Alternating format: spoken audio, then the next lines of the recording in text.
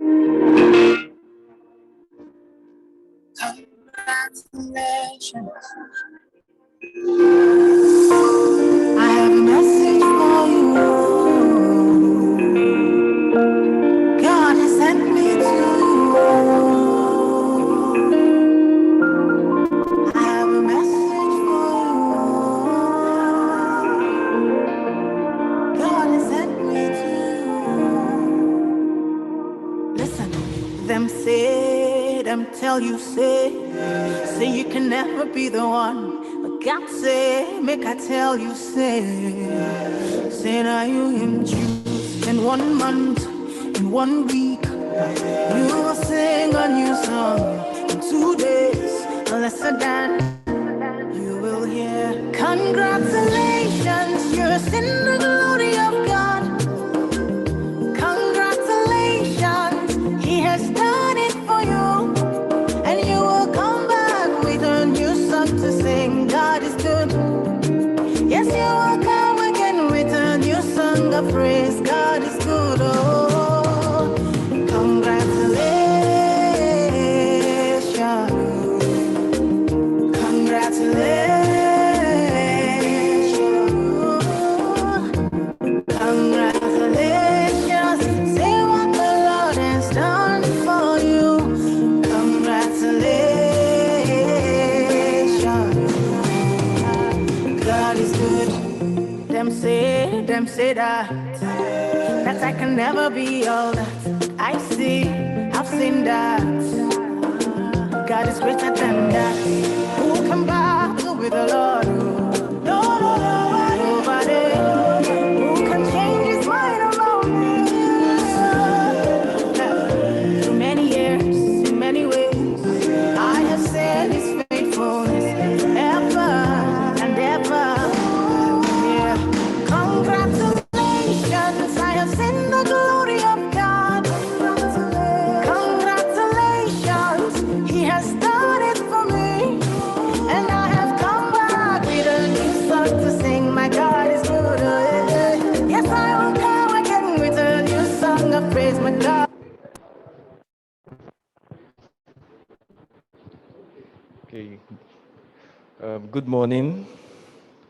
Good morning, Medical Director, chiefs, my chiefs, residents, invited guests, ladies and gentlemen. I want to welcome you to the Association of Resident Doctors, National Orthopaedic Hospital Igbobi Annual General Meeting and Scientific Conference. You're welcome. The theme is Health and Wealth. My name is Dr. Odama. I'm going to be your Master of Ceremony today. It's the 31st Annual General Meeting and this hospital. Thank you very much for coming. We are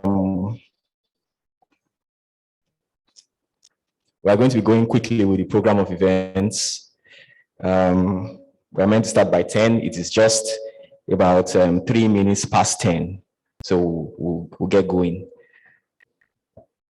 So we'll begin with the opening prayer. The opening prayer will be taken by Dr. Chimaobi Maduka. Kindly lead us in the opening prayer. Okay.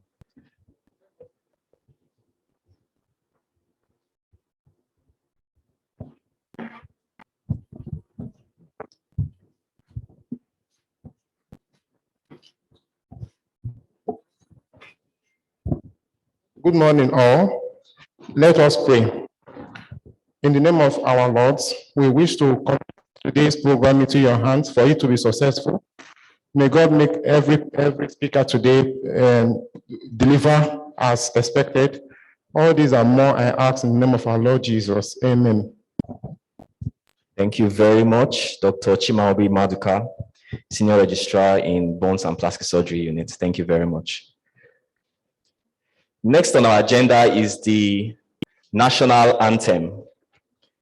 So we'll be taking the National Anthem. It's on page 1 of the program. It's on page 1 of the program. And so that we respect our nation, we'll stand up take the national anthem, and after which the national pledge. I don't know, do we have musicals to support the anthem as we say it, or sing it?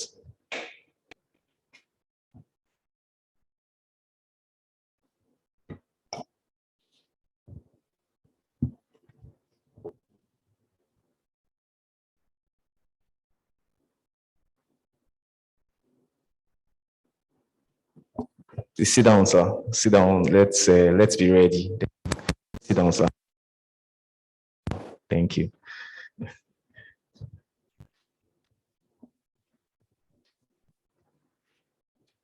Just before the national anthem is said, I want to specially recognize the presence of the medical director, Dr. Mustafa Alimi. You're welcome very much, sir.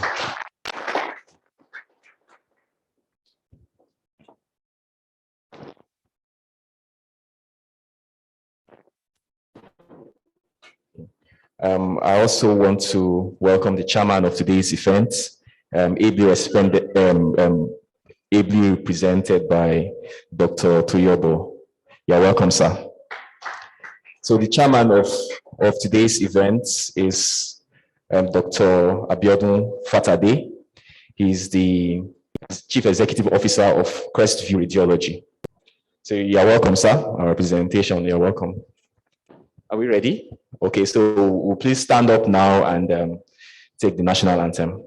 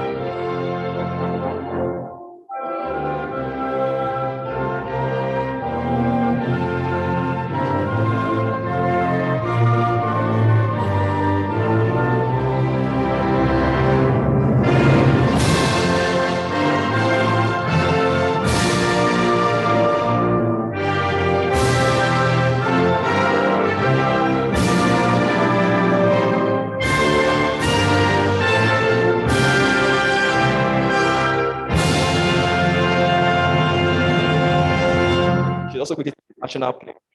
So I pledge to Nigeria, country, to be faithful, loyal, and honest, to serve Nigeria with all my strength, to defend her unity, and uphold her honor and glory. So help me God. Thank you very much. Please sit down.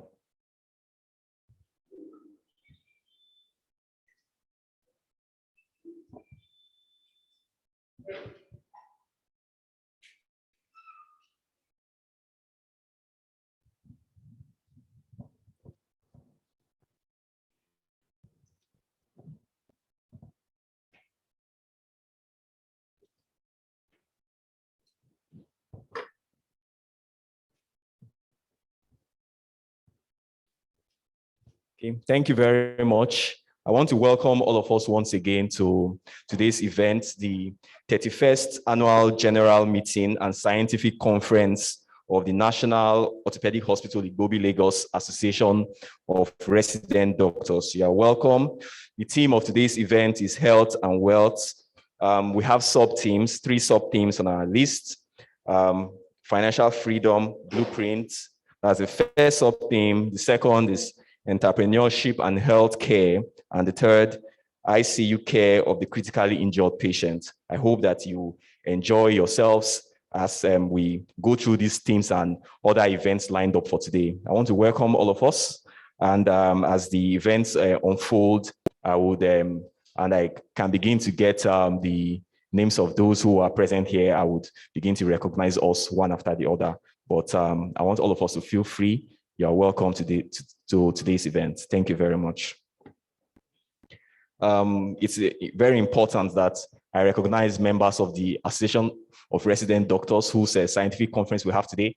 So our able residents and medical officers of the National Orthopaedic Hospital, Igbobi, you are welcome. I also wish to welcome the nurses present. in this event, other members of staff. I want to welcome members of the crew behind the scene. We can see them in front of us, but they're actually behind the scene. Thank you very much for coming and for your efforts to make this event colorful. So at this point in time, like I said, we'll begin to introduce guests as they come in. We'll be taking a word from our chief host, the medical director of this great institution, National Orthopaedic Hospital, Igbobi, Lagos.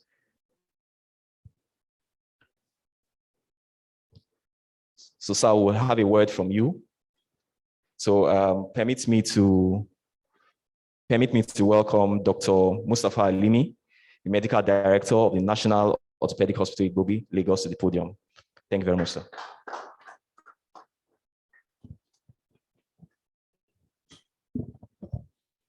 Good morning, colleagues, ladies and gentlemen. I'm honored to be the chief host at this program. I felt not properly introduced, so I will reintroduce myself.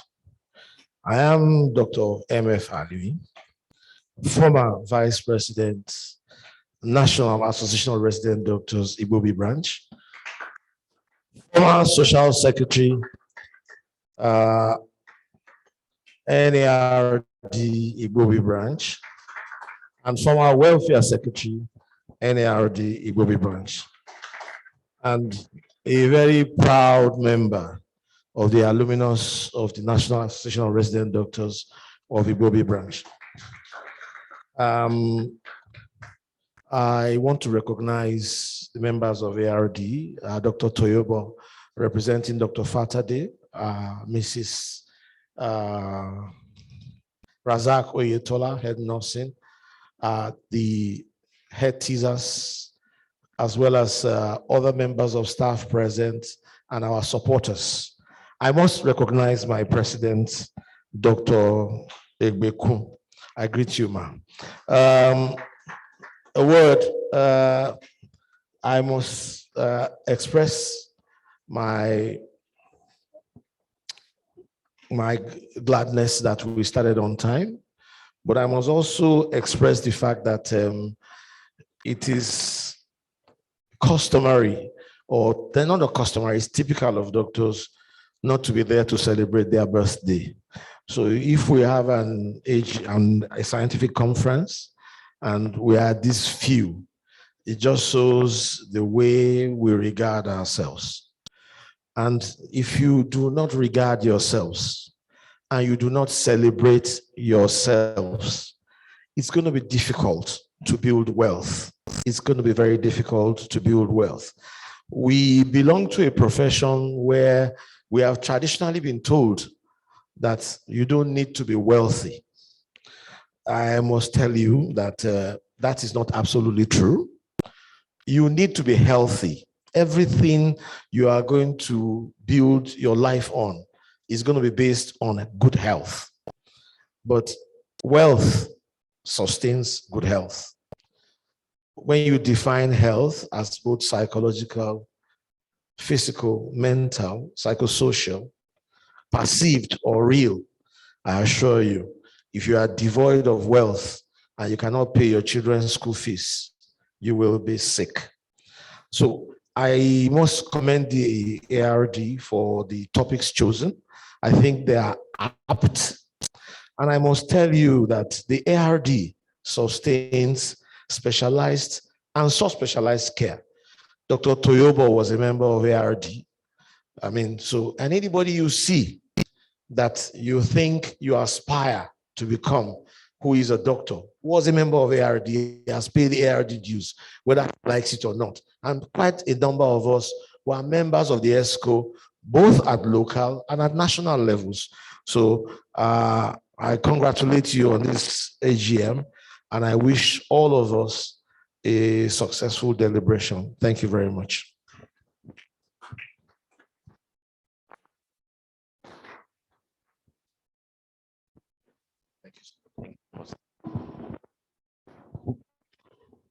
Thank you very much for your opening.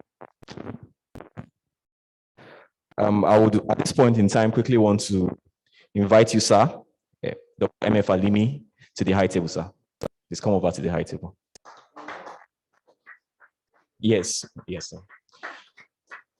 When the lectures begin, all our guests at the high table would be required to come over to the podium so that they can participate effectively. Thank you, sir. At this point in time also, the representative of the chairman of today's event, Dr. Abiodun Fatade, I'm at this point in time inviting Dr. Toyode.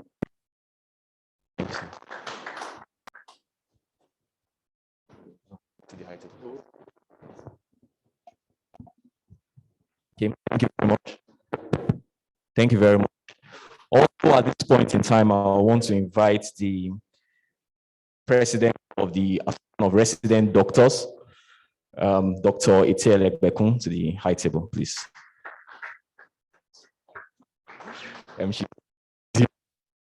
All the planning of the event, and maybe at the time when she, I would also to invite the also want to services of this hospital. Madam, you're welcome. Huh? Please come join us in the high table. Okay. Thank you. I also wish to invite the head of the Department of TISAS of the National Orthopaedic Hospital, the man who manages the affairs of all the residents of the National Orthopaedic Hospital, Dr. T.O. Sisonya. Please, sir, you're welcome. And we want you to come over to the high table. Thank you, sir. The head of nursing is Mrs. Temidayo Razak Oyetola. You're welcome, ma. I also wish to invite the head of department of records, Mr. Kerrison, represented by Mr. Abimbola Samuel. You're welcome, sir. I also wish to recognize the presence of Mr. Akinrotimi Femi, who represents the head of the Department of Records. You're welcome, sir. I also wish at this point in time to recognize the presence of the chairman of the local organizing committee, who also is the vice president of the National Association of Resident Doctors of Igbobi, Dr. Temitayo Koyejo. You're welcome, sir. And I believe you can come over to the high table, but I know you have so many activities going on, so you're welcome. Also wish to recognize the secretary of the National Association of Resident Doctors Igbobi branch, Dr. Christian Chukwudio Ojido. You're welcome, sir. I welcome everyone again and again. Thank you for being part of today's event. At this point in time, we'll be taking the president's welcome address. Dr. Akinole Okunuga, you are invited to the podium to give us your welcome address. Thank you, ma'am.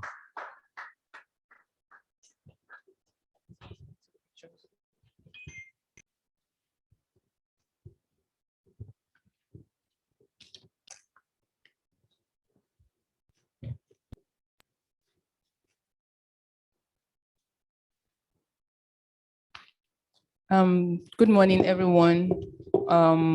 All protocols duly observed. I want to thank my teachers and my colleagues here for being present. So permit me to stand on existing protocols to commence this address. With gratitude to the Almighty God, I consider it a great privilege to be hosting this scientific conference for our 2021 Annual General Meeting and Scientific Conference. On behalf of the EXCOs and the entire Congress of the ARD NOHIL, I especially welcome everyone present, both virtually and physically, to this scientific conference. The AGM and scientific conference is arguably the most important meeting of the association as it marks the end of one political tenure and the beginning of another. It's often a program packed with seasoned speakers and well-outlined programs geared towards educating, enlightening, and generating thought-provoking discussions amongst our audience. Today's program is no different. The popular saying, health is wealth, holds true and remains fundamental to the decision to prioritize healthcare for any population or people. The result of this decision is very apparent in many regions where healthcare has been given priority funding. We may even consider the anti-metabole of this saying, wealth is health. And in certain circumstances, this holds true because especially in regions where healthcare funding is out of pocket, the rich seem to have better access to healthcare. It is therefore clear the strong interplay that exists between health and wealth. As health workers, many of us depend on our salaries alone, which may not even be adequate in the austere climes that we're in, such that a saying goes that a health worker is one medical emergency away from being broke. Today's theme focuses on the need of the health worker to gain literacy in the areas of financial management and aim for financial freedom and stability. We would also be discussing the peculiarities of entrepreneurship in the healthcare industry and its challenges. We have seasoned speakers who will be discussing these subjects. This scientific conference will not be complete if we do not bring it home to our daily practice as a trauma center. We receive trauma patients on a regular basis, and some will be critically injured and in need for organ support in the ICU. This presents a challenge considering our limited resources, both human and material. Our third speaker will be discussing this topic. I want to especially thank the chairman of today, Dr. Abiodun Fatade, ably represented by Dr.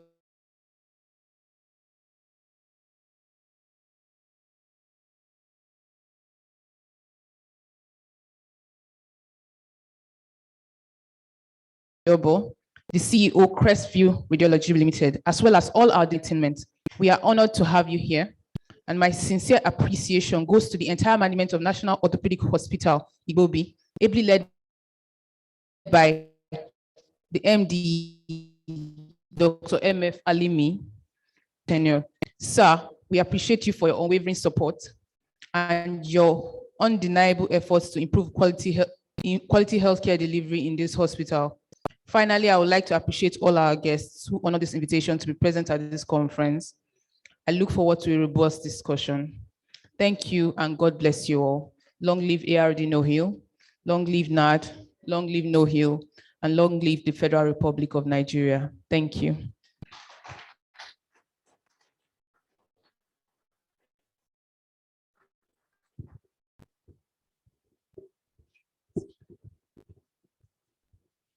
Okay, thank you very much, able President, Dr. Akinoluwa Okunuga. Thank you for your nice speech. Just before we read the citation of the first speaker, I would quickly wish to recognize the presence of Dr. Adekunle FO, the head of Department of Bones and Plastic and Reconstructive Surgery. You're welcome, ma'am. I also wish to recognize the presence of Dr. Obigbeson, Consultant General Surgeon. You're welcome, sir. I also wish to recognize the presence of the second speaker of today, who is to be taking the first speaker actually of today, who is to be taking the first sub-team Financial Freedom Blueprint, Mr. Akinoluwa Sharon. You're welcome, sir. Please come over to the high table, sir. At this point in time, we'll be taking the chairman's citation. I wish to invite a distinguished member of the Association of Resident Doctors, Dr. Yunus, to take the citation of, please come over, sir. To take the citation of the chairman, Dr. Abiodun Fatade, the Chief Executive Officer, Crestview Radiology, ably represented by Dr. Toyode.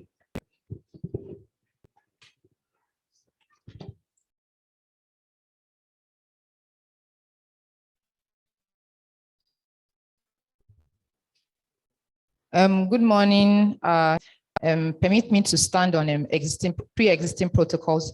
I'm Dr. Yunus Olushola, and I'll be taking the citation for chairman for today, Dr. Abiodun Fatade, who is ably represented by Dr. Toyobo. You're welcome, sir.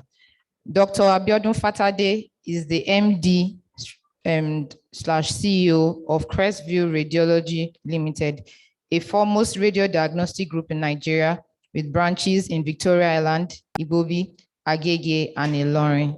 He is a renowned radiologist and medical practitioner with over 3 decades of experience in the healthcare industry.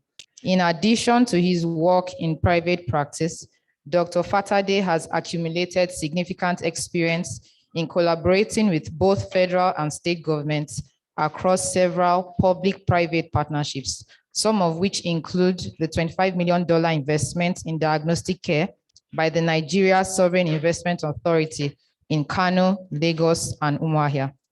He's a distinguished graduate of the College of Medicine, University of Lagos, and he proceeded to the University College Hospital, Ibadan, and subsequently the Toronto Hospital, Canada, for postgraduate studies and training.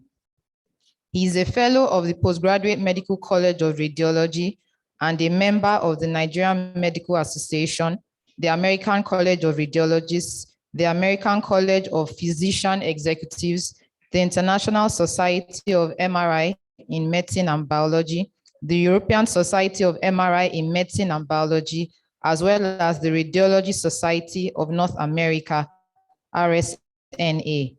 Notably, he serves on various international committees of these organizations, including the RSNA Committee for Africa and Asia, and the Committee for the Advancement of MRI Education and Research in Africa, CAMERA. He also serves as a panel physician for various countries such as Australia, Canada, United States of America, and the United Kingdom. He currently chairs the Association of Radiologists in Nigeria, Lagos State, and was the former secretary of both Association of Radiologists of West Africa and the West African Medical Ultrasound Society. He currently serves on the board of directors of First Bank of Nigeria Holdings, PLC. Prior to this appointment to the board of FBN Holdings, he served as a board member of Gulf Bank of Nigeria and is also on various board committees. He is an astute healthcare entrepreneur, an alumnus of the Healthcare Leadership Academy and Radiology Business Management Association of America. He is a recipient of the Postgraduate Medical College of Nigeria Award for outstanding contributions to the development of radiology in Nigeria. Please join me as I welcome our chairman for today's occasion, Dr. Abiodun Fatade, who is represented by Dr. Toyobo. You're welcome, sir.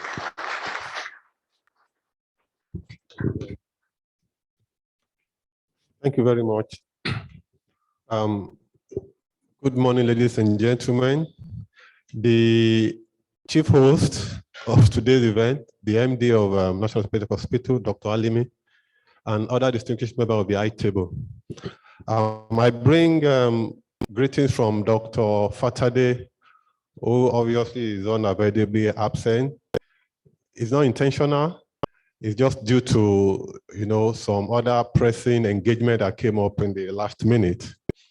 And he asked me to convey his gratitude for inviting him to be the chairman of today's occasion, and that he didn't take the ARD lightly, that the whole of Crestview Limited holds the ARD, especially of the National Orthopaedic Hospital, in very high esteem.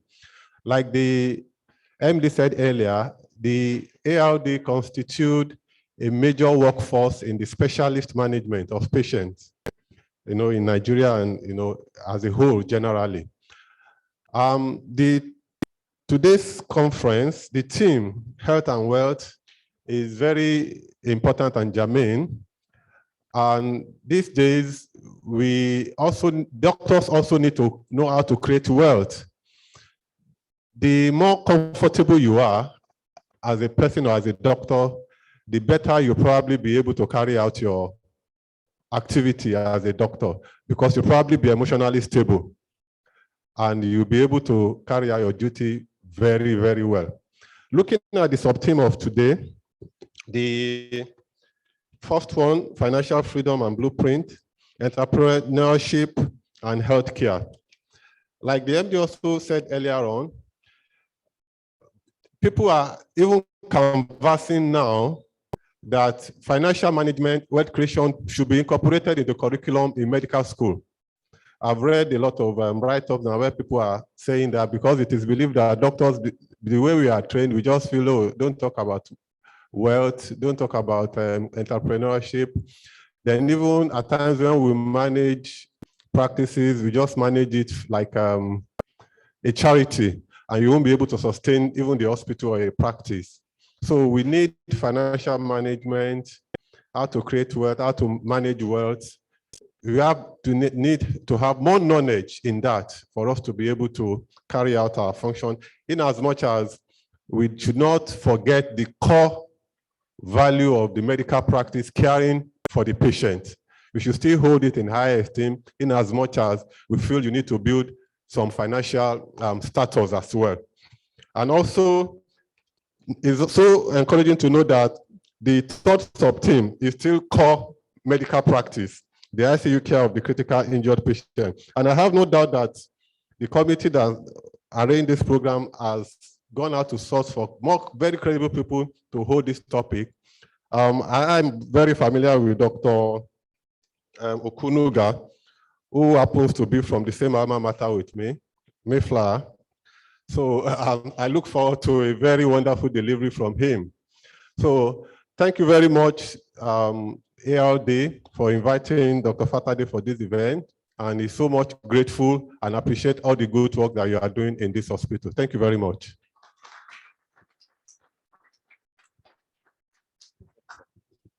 Thank you very much, sir. Let us give the chairman of today's event another round of applause. Thank you very much. I also quickly wish to recognize the presence of the acting provost of FWACS, J.O. Eludini. You're welcome, sir. I also wish to recognize the presence of the head of the Department of Physiotherapy, Mrs. Adekunle FA. You're welcome, ma. I also quickly wish to recognize the presence of the head of the Pharmacy Department, Mrs. Fabuyo ROF. She's the acting HOD. You're welcome, ma. I also quickly wish to recognize a very important person in our midst. He is the former president of the Association of Resident Doctors of the Igbobi branch, Dr. Oyedokun. You're welcome, sir. Also wish to recognize the presence of FECOT students who are in our midst, joining the Association of Resident Doctors as we go over the activities of our conference. Thank you very much again. At this point in time, I would wish to invite a distinguished member of the ARD and Senior Registrar of Orthopaedics and Trauma, Dr. Kayode Odejobi, he will be giving the citation for the first speaker. Just before the citation for the first speaker is taken, I wish to crave our indulgence to request that the members of the high table come over so that they can carefully listen, be able to participate in our activities. So come over to the ground floor. You're welcome, sirs. Thank you very much. Yes, let us give them a round of applause as they come over. Let us know that this conference is actually a hybrid conference. So we have some members of the public who are taking part via Zoom. So I welcome everyone, both those taking part via Zoom and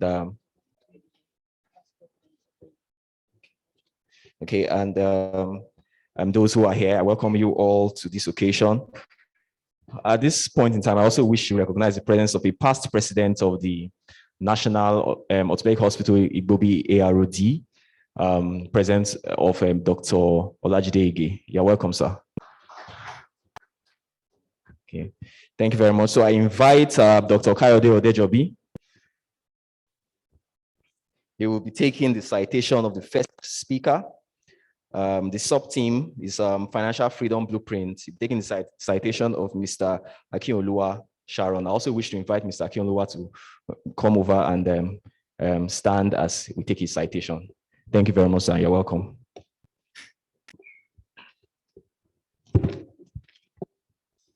All protocols duly observed. Mr. Sharon Akinoluwa is the Chief Executive Officer of Wealth and Riches International. It's a human development company with its headquarters in Lagos, Nigeria. In the face of the economic hardship ravaging the country at the moment, he is committed to solving business and financial problems for both individuals and corporate organizations by making relevant and vital information available on wealth creation, peak performance, business successes, as well as achieving financial freedom. Mr. Akinoluwa is an entrepreneur, author, life coach, and a gifted teacher in biblical principles of economics. He has authored 9 books on the subject of wealth creation. He also has several electronic articles on the same subject to his name. He hails from Ilesha, Osun State. He's happily married with 3 beautiful children. Join me as I welcome Mr. Sharon Akinoluwa to share with us Financial Freedom Blueprints. Thank you.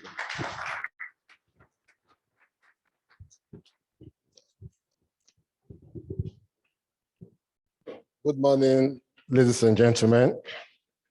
I appreciate the leadership of this great hospital and the Resident Doctors Association for bringing me here this morning. And I want to believe that the few minutes we'll be sharing together,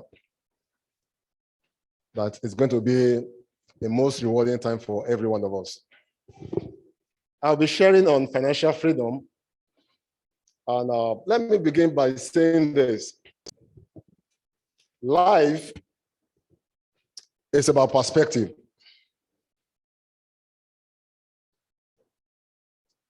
I'm here this morning to share on financial freedom.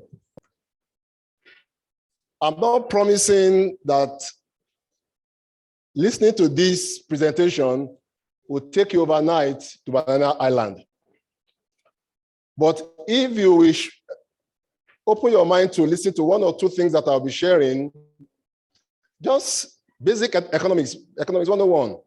I believe that something will drop for you that will make all the necessary change in your own financial journey. Like I said, life is about perspective. What I call financial freedom might not be what you want to call financial freedom. It's all about how you want to define financial freedom. But I want you to please, with open mind, listen to my own perspective on this issue. And I believe strongly that life will never remain the same if we will lay hold on 1 or 2 things from what I will be sharing this morning. At the end of this presentation, I expect that we'll be able to define and understand the concept of financial freedom in the real sense of it, define and understand what wealth is, understand the 2 parts to financial freedom, then the 3 legs of financial freedom. Basically, when we talk about financial freedom or wealth creation, this is just the chassis or the framework of what is needed to understand if one will pursue financial freedom. It begins with your mindset, setting goals, financial goals, having wealth plan, ability to power down on your expenses, increase your income, grow your wealth, and also protect it. In the next few minutes, we'll be looking at some of these things. I'll be touching them one after the other. And please just follow me with open mind. And I believe there's something for you to gain. Money is a game.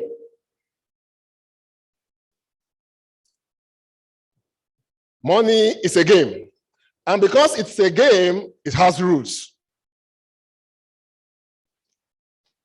Once you understand that making money is a game and it has rules, just like any other game, what is needed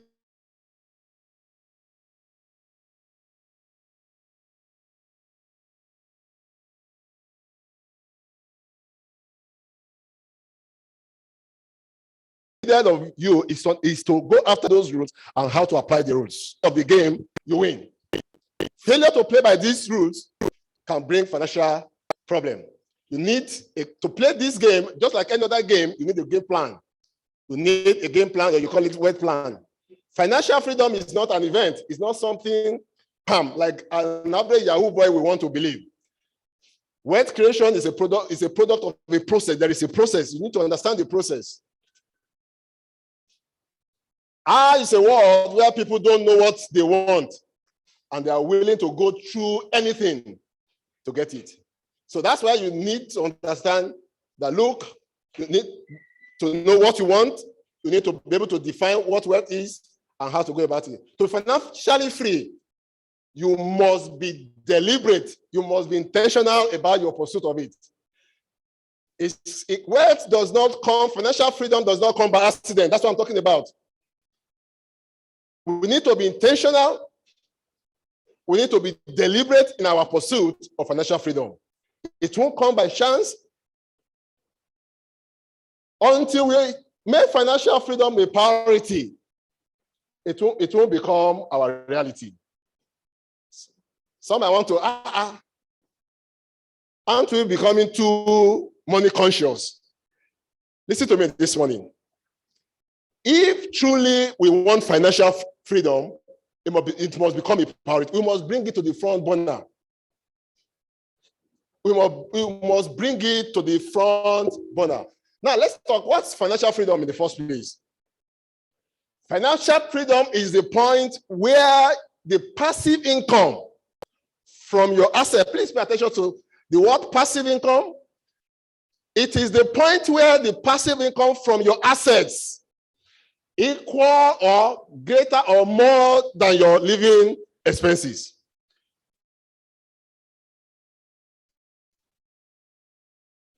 Those three words: passive, asset, pursuit of financial freedom. It is the point of positive cash flow where what comes to you is more than what goes out of the pocket. It is the point where what comes to you in terms of passive income is more than what goes out of you. And the passive income will come from your assets. As a result of this positive cash flow, you are there's no longer need for you to work for money. No longer need to work for money to meet your financial obligation. Once this passive income is coming your way, you might not need to work for money again. And eventually you want to work. If you must work, you are now working because you want to work, not because you have to work. You now work because you love your job or you love what you do and just want to work, not because I must work. If I don't work, I don't eat.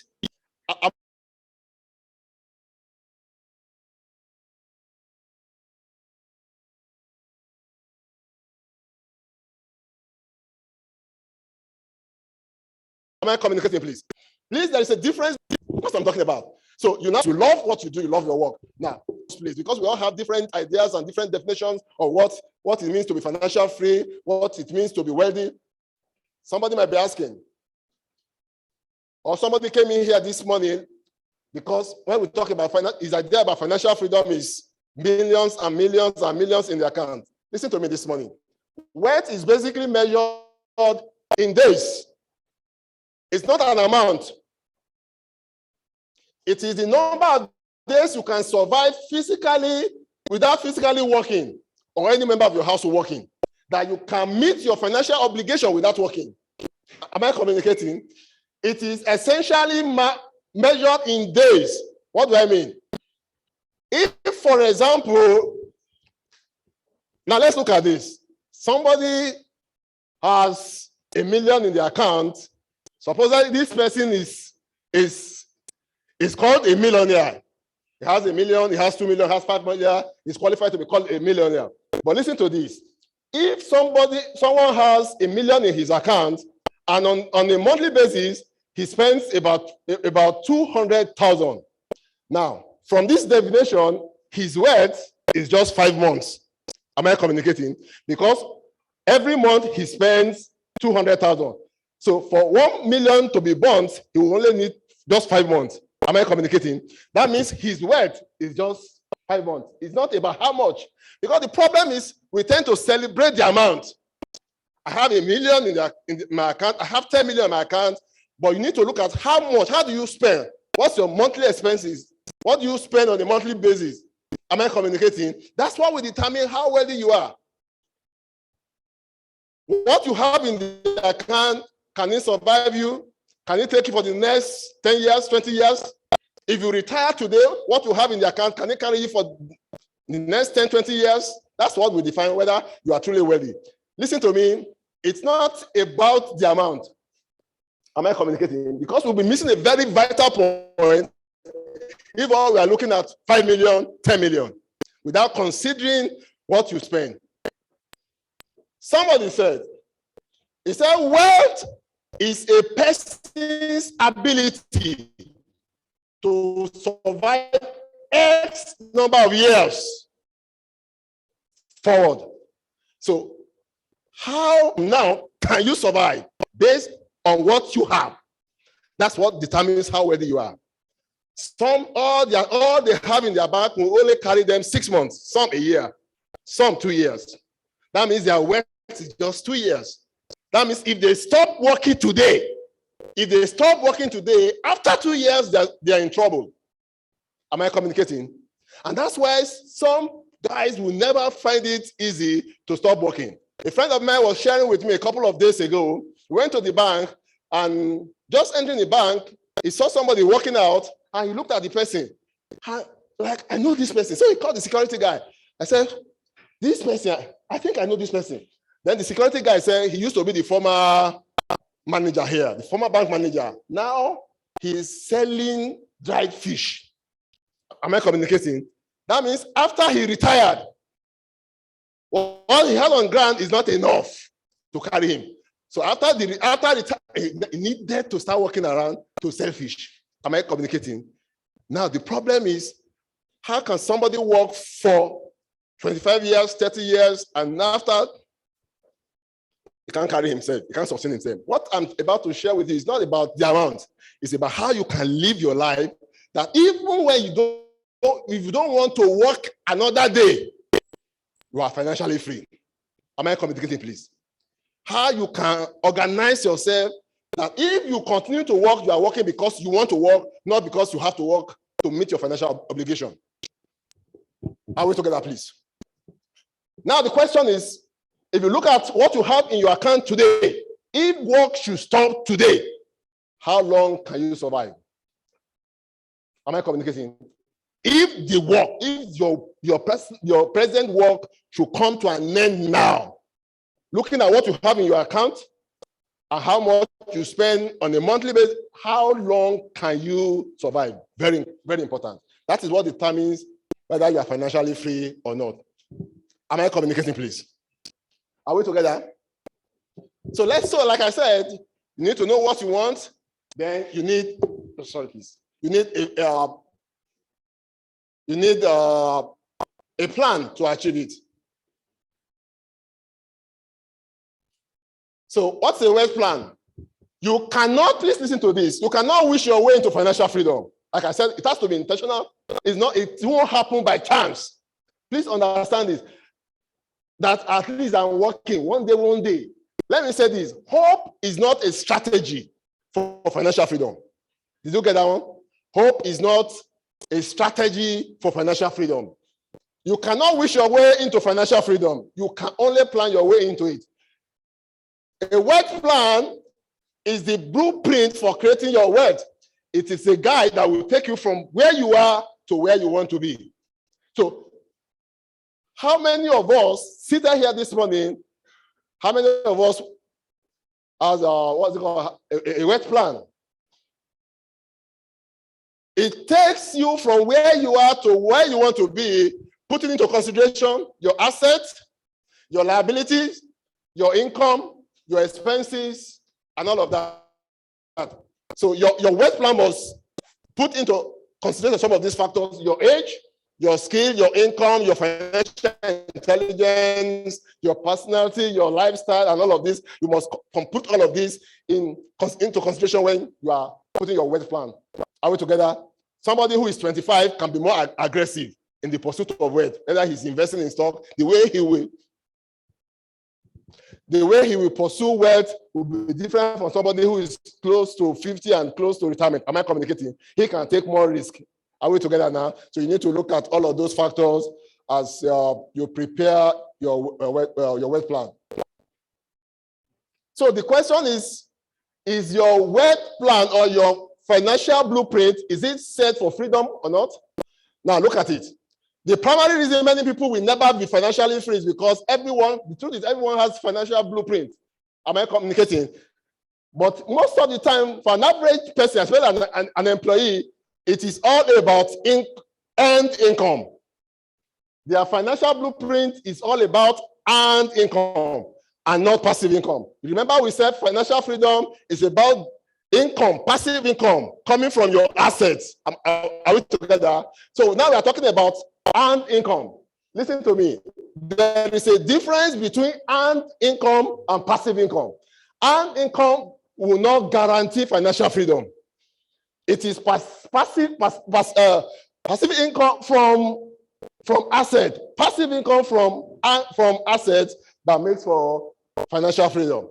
Unfortunately, without passive income, you can never be financially free. So the question is, what is your plan for financial freedom? In the final analysis, winning the money game is much more about what you do with money than the amount, like I said earlier. Are we together? It is much more about what you do with money than how much you make. The ultimate purpose and benefit of money, please, is freedom. The ultimate purpose of money is freedom. Freedom of choice, options, the freedom to live life as you want. That if I don't want to go out today, I'm not going out. If it's not 10 o'clock, I won't leave my house. It's about freedom of choice, options, freedom to live wherever you want to. It's not really about the amount, but much more about what you do with what you earn. It's to generate enough passive income to live the lifestyle you desire without having to work. Now, there are two parts to which is the long lane or the long route. There is also the entrepreneur path to financial freedom. We'll look at this thing briefly. The saver investor path to financial freedom is slow, it's a long route, but look at it. According to a research carried out by Tom Collins, it took an average saver investor about 32 years to accumulate an average worth of $3.5 million, while saving about 20 to 30% of their income. It's indeed a long path to financial freedom. 32 years, $3.5 million. According to the same research, while it took the saver investor about 32 years, it took an average entrepreneur just about 12 years to accumulate $7.4 million. Are we together? This one is faster. Now, what am I saying? As an entrepreneur, you tend to make money faster. The possibility of creating wealth and living financial freedom is faster as an entrepreneur than somebody who is an employee and who will have to go through the saver investor part. Listen, who is an entrepreneur? An entrepreneur is just somebody who creates wealth by turning his idea into something. Are we together? It's just using his ideas to create wealth. It can be an author, it can be an inventor, it can be a musician. We all know Fatade and Obey. They did they call it some music, some years in the 70s and the 80s. Up to now, they still collect royalties from those things that they did 20, 30, 40 years ago. That's what I'm talking about. So let's look at briefly let's look at the saver investor path to financial freedom, which is the one that will really be of interest to us. An average saver investor embraces this part. He understands the three legs of the stool of financial freedom. These are the three legs. These are the basic laws of money. It talks about the law of earning, the law of saving, the law of investing. There are two reasons for poverty most of the time. It is the failure to learn this law and failure to apply this, not knowing these laws or failure to apply this law. The law of earning simply talks about that you must first develop ability to earn an income. Then the law of saving says to be financially free, you must be able to at least save 10%. This is where the problem is. I was speaking with a friend many years ago. I was telling him about this savings thing. And he told me something. He said the one that is even coming in is not enough. They are now telling me to save. So the problem is not enough. And you are telling me to save. How will it happen? Listen to me. I said at the beginning, to create wealth and be financially free, you need to be intentional. You need to bring it to the front burner. It must become a priority. And once it becomes a priority, you find a way. Where there is a will, there is a way. Listen to me. Saving is a must. It's a must. Unfortunately, might not be able. There are strategies to save that you won't even know you are saving. But we'll not be talking about that in this. So let's look at those three laws. The law of earning briefly. Not all streams of income are created equal. Basically, there are two streams of income. Like I talked about the earned, active, or the linear income. The linear income talks about, for example, when you work, how many times are you being paid for what? For the job you did for somebody. A bricklayer comes to work somewhere, and once he's paid forever, he can't come back tomorrow to ask for another money. A carpenter comes to help you do something in the house, he's paid once. Am I communicating? A teacher, at the end of the month, he's paid once for what he did throughout the month. Am I communicating? That is linear income. It is active income because he must work before he will earn. That is active income. It is earned income. It is active income. That is the difference between passive income. The problem with earned income is once you stop working, the money will not come again. It doesn't have incentives. You are taxed before you collect your money. But a business person can defer tax. Am I communicating? He can. So you need to know that there is a difference between earned, active, or linear money. Your job is to look for how to generate passive income or residual income. I've written a couple of books, some books years ago. I say earn from those books till tomorrow. I don't have to be there. They are there on the internet. I'm sleeping, somebody is buying. Am I communicating? That is pure passive income. I don't have to do anything. And I've been doing that for years. So, earned income, let's just jump and look at. So the job now is for an average person. Look, and a lot of people will create, they know how to generate this earned income, but the challenge is they don't know how to convert their earned income to passive income. Am I communicating? That is the job here. As an employee who generates active or earned income, you must learn how to convert your earned income to passive income, because it is only passive income that can give you financial freedom. Passive income is income that comes to you, whether you are sleeping, whether you're on vacation, the thing comes to you. Am I communicating, please? So many people are good at generating earned income, but they're not. But when it comes to converting it, that's the problem. Now, what is passive income? Passive income is money you generate on a regular basis from assets that you have purchased or you have created. Am I communicating? Passive income is the money that comes to you regularly from assets that you have created or you have purchased, like buying the shares of maybe UBA, First Bank, and all of that. Am I communicating, please? Or as an inventor or a musician. Are we together? So it's either you create your asset or you buy. But the truth is you must look for, by all means, look for how to build a fortress of assets. If you don't have assets, there's no way you can generate passive income. And if you don't have passive income that you are sleeping, whether you go to work or you don't go to work, something is putting money in your pocket, there's a problem. Because one day, this salary work will stop. Like I said, wealth is about how many years you can survive with what you have in your savings, what you have in your savings account. How long can you survive with it? That's what determines wealth. It's not about I have 25 million in my account. If you have 25 million in your account and you are spending 500,000 to run the family every month, your 500 for your 50 million just a few months away. So salary is not wealth because it is an active income. It's not a passive income. Salary is not, I'm sorry to say, salary is not an end. It should not be an end. It should be just a means to an end. It's supposed to be a tool for you to create wealth. So now we are looking at it. Like I said earlier, if 100,000 is coming, if it is 100,000, if it is 50,000, if you want to be financially free, you must look for a way to live below your means and save something to buy assets. Except you know how to create assets. It's all about, look, let's miss one. Financial freedom is about assets. And it's about you either buying those assets or you are creating your assets. That's when you can have assets that you will be sleeping and something is dropping money into your account.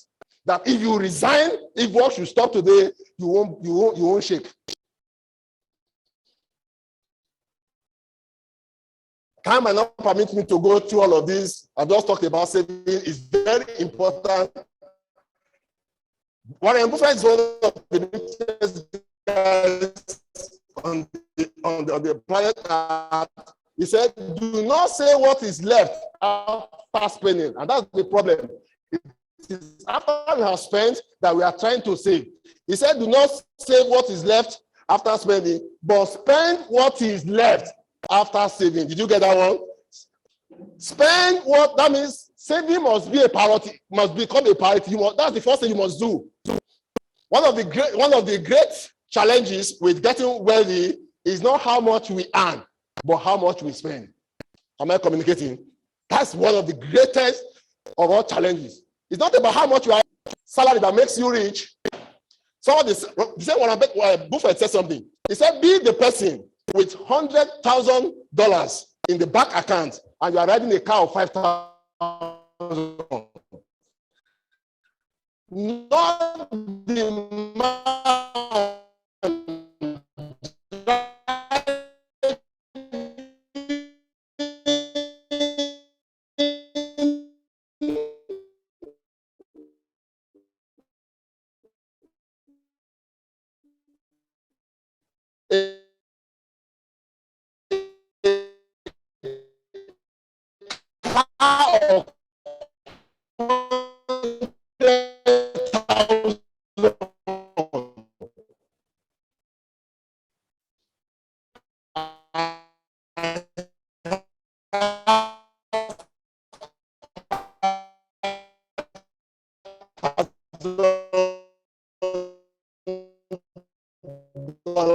in his account. Listen to me about this. We tend to say what determines your wealth. If you will be wealthy, think to become rich, you must. Stone said, if you cannot save, not save. He said the seeds of greatness, they are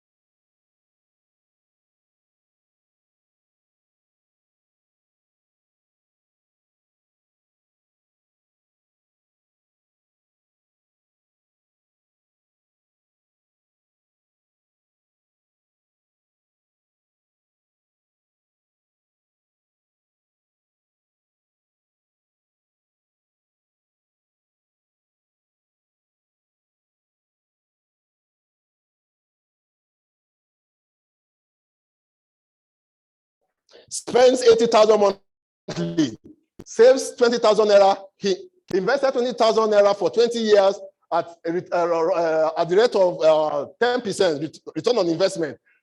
After 20 years, this driver has 14.7. Let's assume no increment, no, am I communicating, expenses, everything remaining the same. At the end of 20 years, from this calculation, he has 14.5 in his account, just saving 10% of his income for 14 years, 20% of his income for 20 years. But the Oga, who lives big, drives big car, at the end of the day has just 2.7 million. Who is now free? Who is free?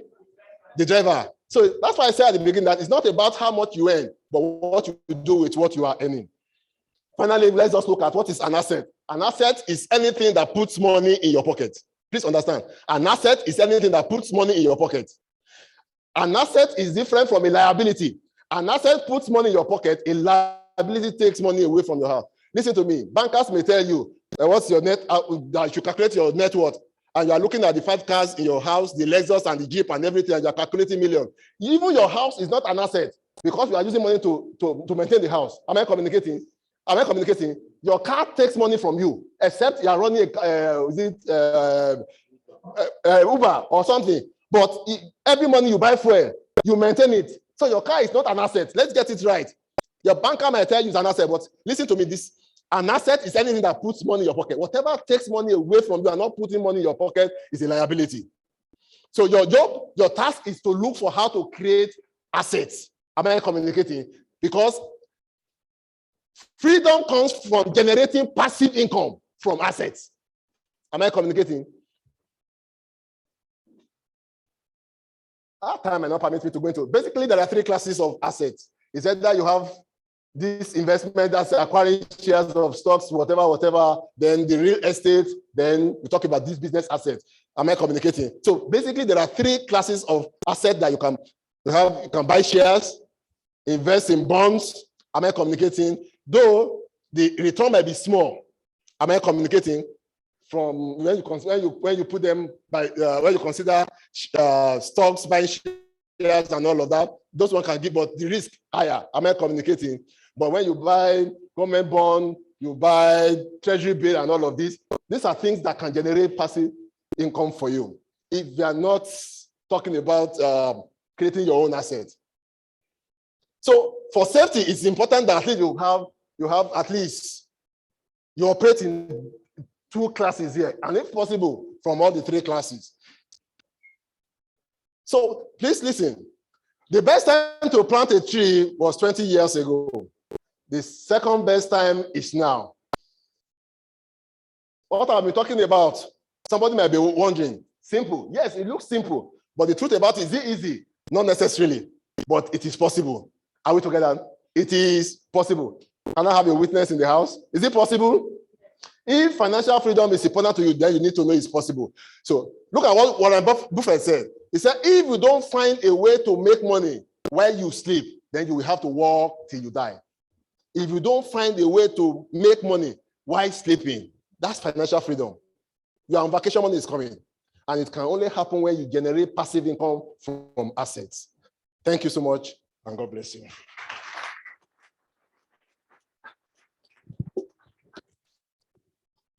Thank you very much. So let us put our hands together again for our first speaker. So asset is anything that that we aim by, and that it's important that you convert assets to a passive means of income. Thank you very much, sir. We've learned a lot. This is just a bit of what we have learned today. We just had the presentation from our first speaker, Financial Freedom Blueprint. Thank you very much, sir, once again. At this point in time, just before we begin to take questions, I quickly wish to recognize the presence of, like I said before, this is a hybrid conference, so we're having both the meeting holds on Zoom and at the same time here.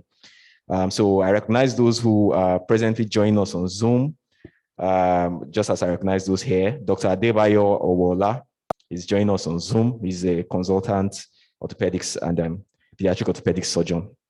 Yeah, welcome, sir. I wish to also welcome Dr. Idowu OS, former head of clinical services of the National Orthopaedic Hospital Igbobi. You're welcome, sir. I also wish to recognize the presence of the MDCAN chairman, who is here present, Dr. Itakbe. You're welcome, sir.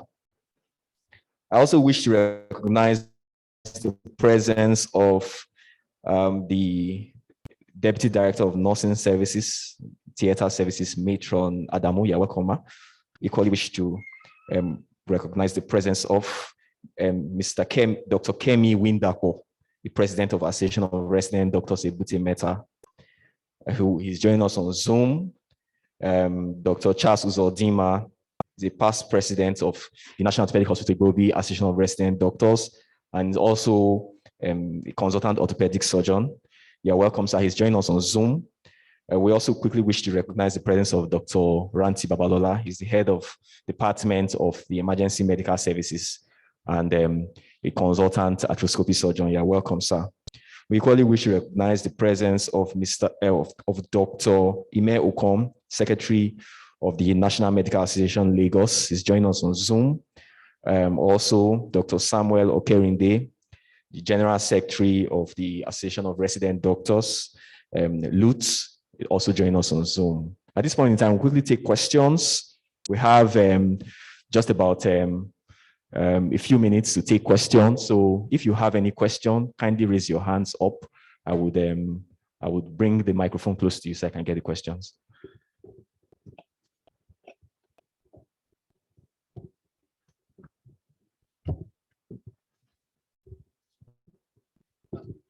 Okay, I hear there's a question on Zoom platform.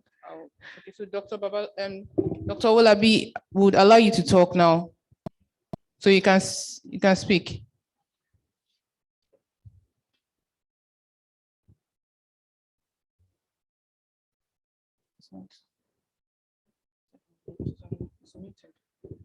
Okay. Please unmute, sir. Dr. Wola, kindly unmute. Dr. Olabi, unmute yourself and speak.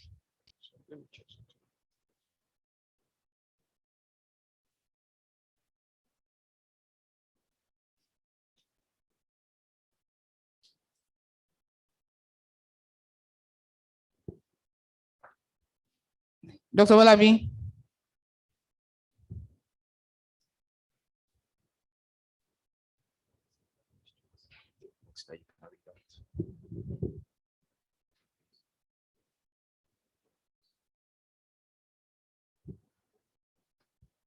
Dr. Olabi, kindly unmute yourself.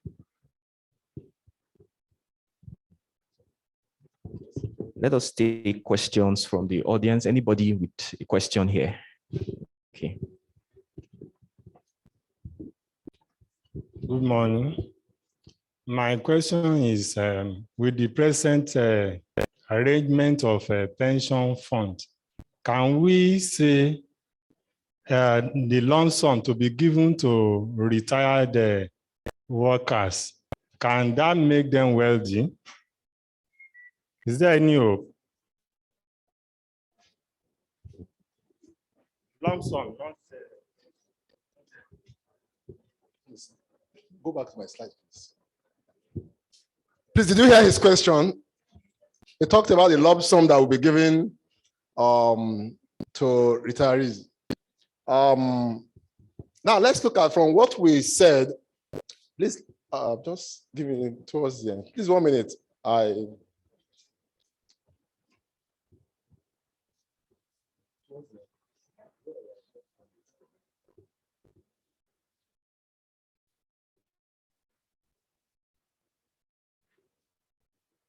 There are things, sorry, there were things that I ought to have said, but because of the time, please, you can visit this my website.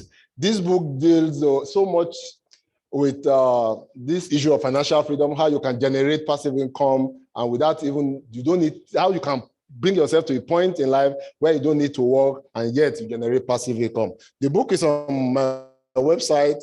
If you go to Wealth and Riches, it's in dollars. But I will advise that you go to SharonAkinoluwa.com/shop. You can just pay just about 2K. So like, let me answer this question. Like when we defined wealth, we said it's essentially about time, not amount. At the end of his, for example, like I said earlier, 20 million, and on average, he spends about 300,000 to run the family. Am I speaking now? Now look at 300,000 in 20 million. How long will it take for him to? But there is a catch to this. If I have 20 million, listen to this. If I have 20 million, if I'm scared, because I've listened to people when talk about buying shares and all of that, he's not interested because of some things that happened sometimes ago, and he's not even interested in starting a business. And which at times the problem is, let me say this about business. You don't wake up one day after you have retired at 65 and you are trying to run a business. Running a business is a skill. There is a difference between technical skill and business skill. You can be a very good doctor, a very good accountant. Am I communicating, please? But when you start your private practice, it's a different ball game. You don't understand what I'm talking about.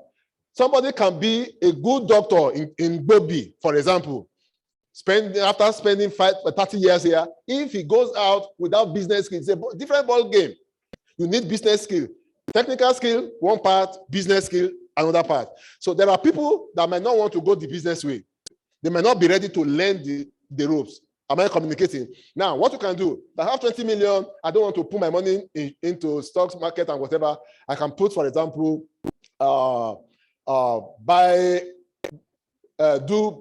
put my money into bond, buy government bond, treasury bill, or fixed deposit. You don't have to do anything. Just put 20 million into fixed deposit. They'll tell you how much. If you are buying bond, they'll give you the interest upfront. Am I communicating? It might just be how you want to use your money. But there are some of us that, by the grace of God, we will prefer to create our own assets. Am I communicating? Like I said, it's either you are buying assets or you are creating assets.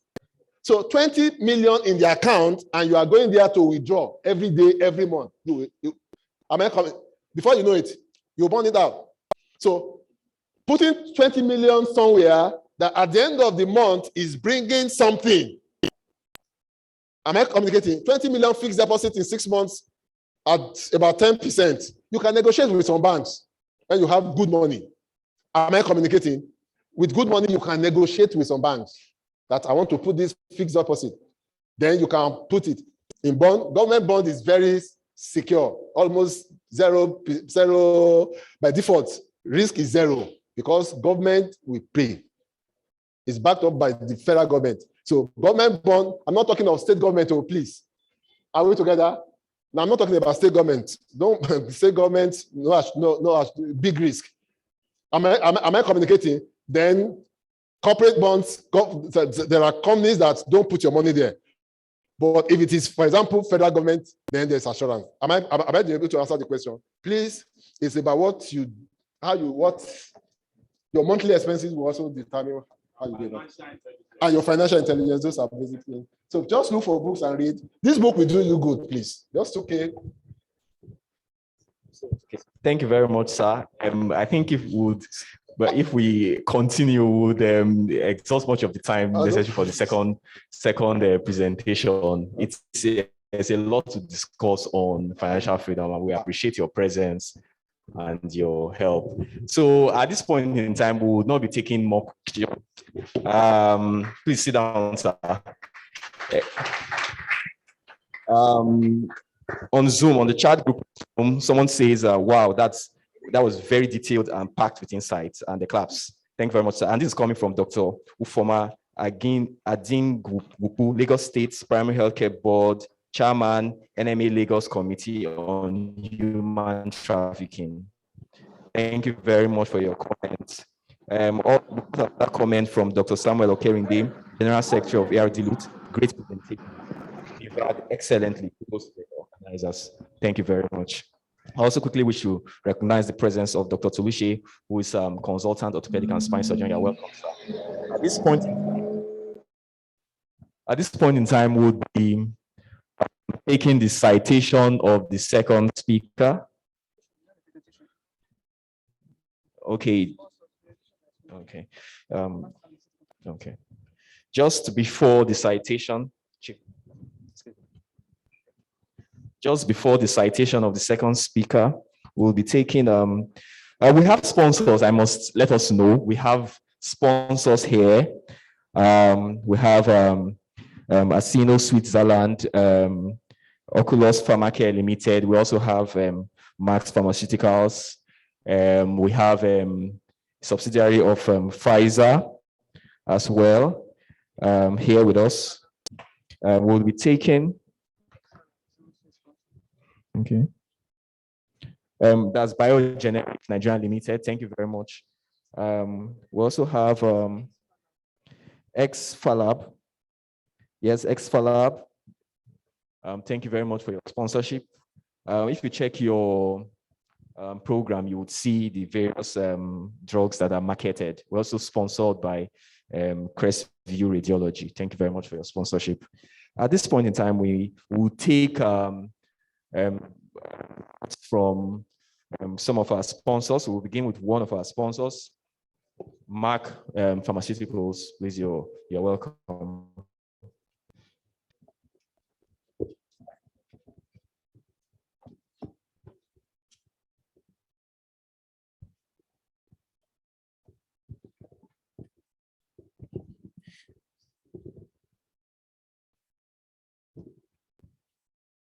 Good morning, ladies and gentlemen. My name is Helen Shime from Mark Pharmaceutical Limited. Permit me to stand on pre-existing protocols. I want to say thank you to let me call you Prof. Sharon, sir. Permit me. It was insightful, and I love to be your adopted daughter. Thank God we have the same skin color, sir. I will be presenting on our products, Aflexil, and also calcium carbonate with vitamin D.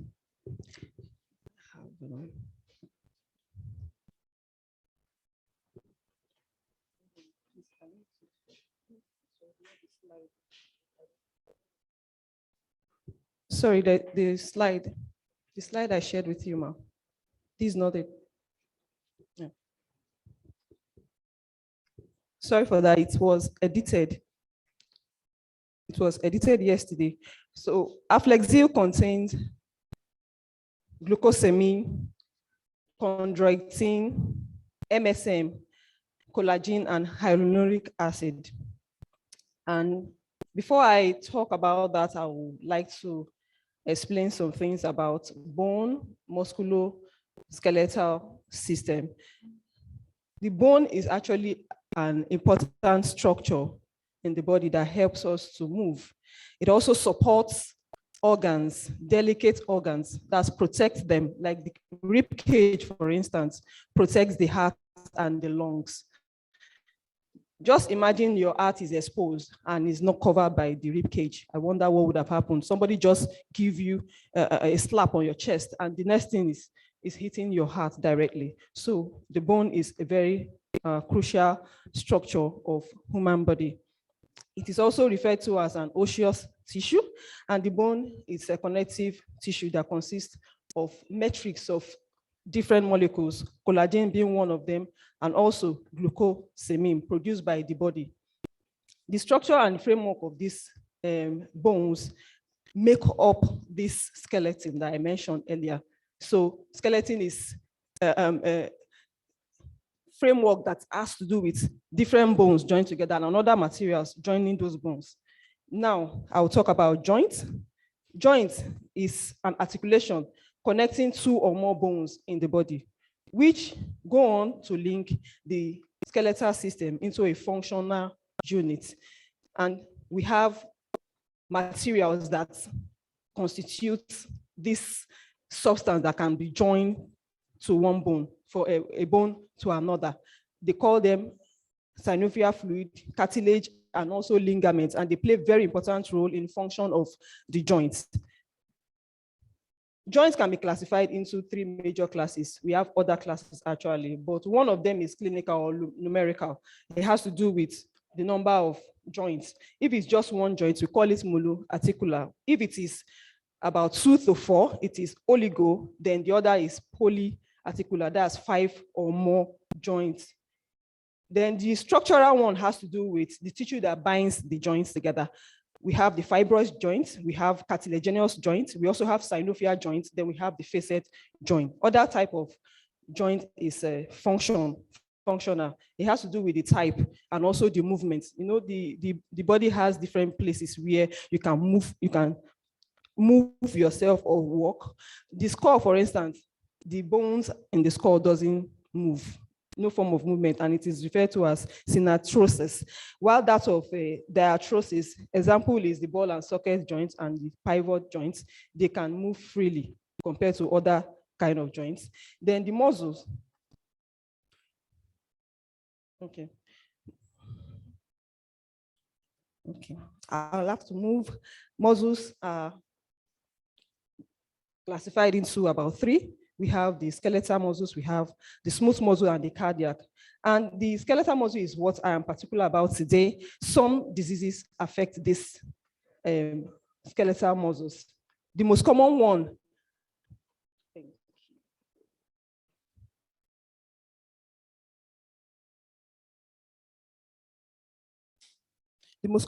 of the disease that affects the skeletal muscles is osteoporosis and arthritis. Arthritis like osteoarthritis and also rheumatoid arthritis. Bone fracture and also bone cancer is also one of them. Sorry, I need to, okay, this is where I am. We have bone cancer. Then arthritis is a condition that is characterized by swelling and tenderness of a joint or even more. It is characterized by pain, swelling, stiffness, and also there is decrease in movement as a result of pain. There are other symptoms like lack of appetite. Somebody who is in pain might not even think of eating. Then fever also can occur.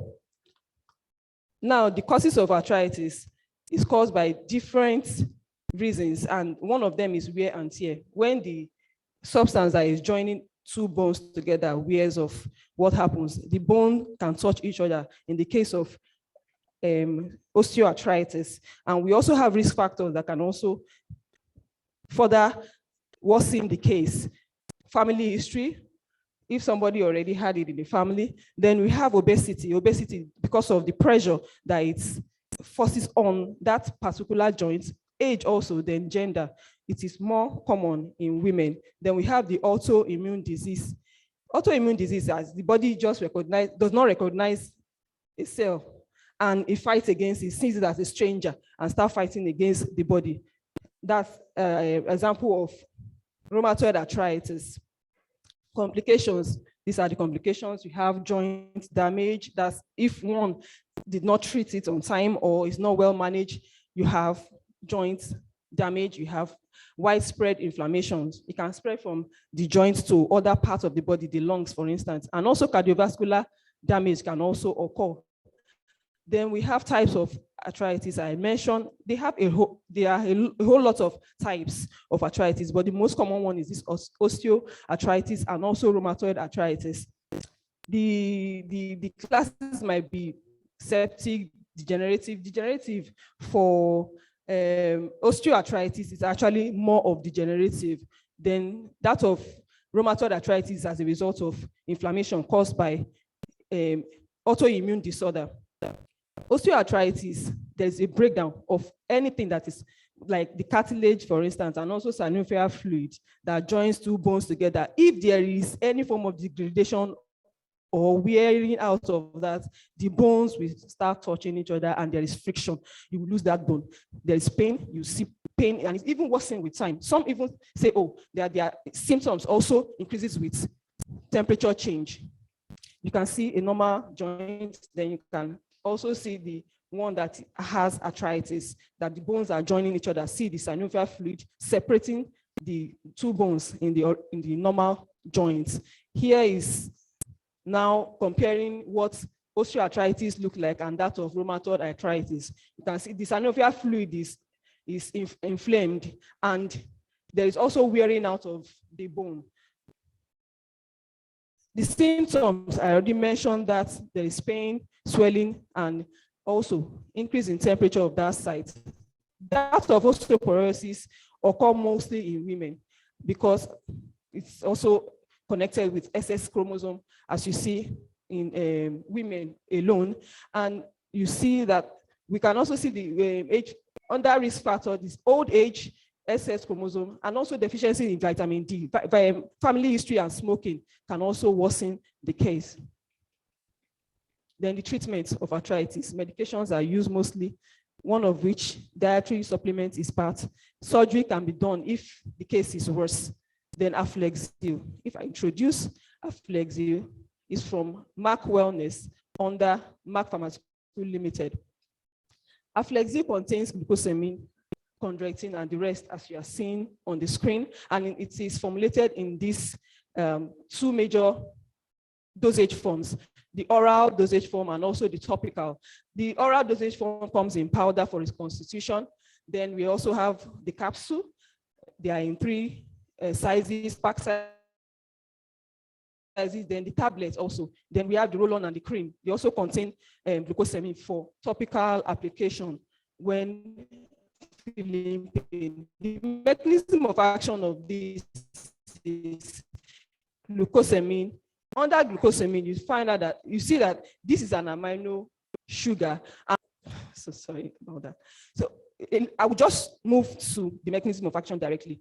What this contains is that it's part of the molecule that forms the synovial fluid, the cartilage, and any other substance that is joining 2 bones together, 2 or more bones together. So how this one happens is for it to increase the production of all this substance, and of course it will reduce destruction of the cartilage or even wearing out of the synovial fluid. Then the chondroitin also is part of the complex structure of this substance in the joints. So how this chondroitin work is for it to reduce inflammation by decreasing those enzymes. Those enzymes causes inflammation. Then also, it also decreases or diminishes this enzyme as well below. Please, let me round up this. So as I said earlier, the indication for Aflexil, a few minutes. This is the picture of the product, and this the capsule, the tablet form. Indication is for you to combat symptoms of osteoarthritis.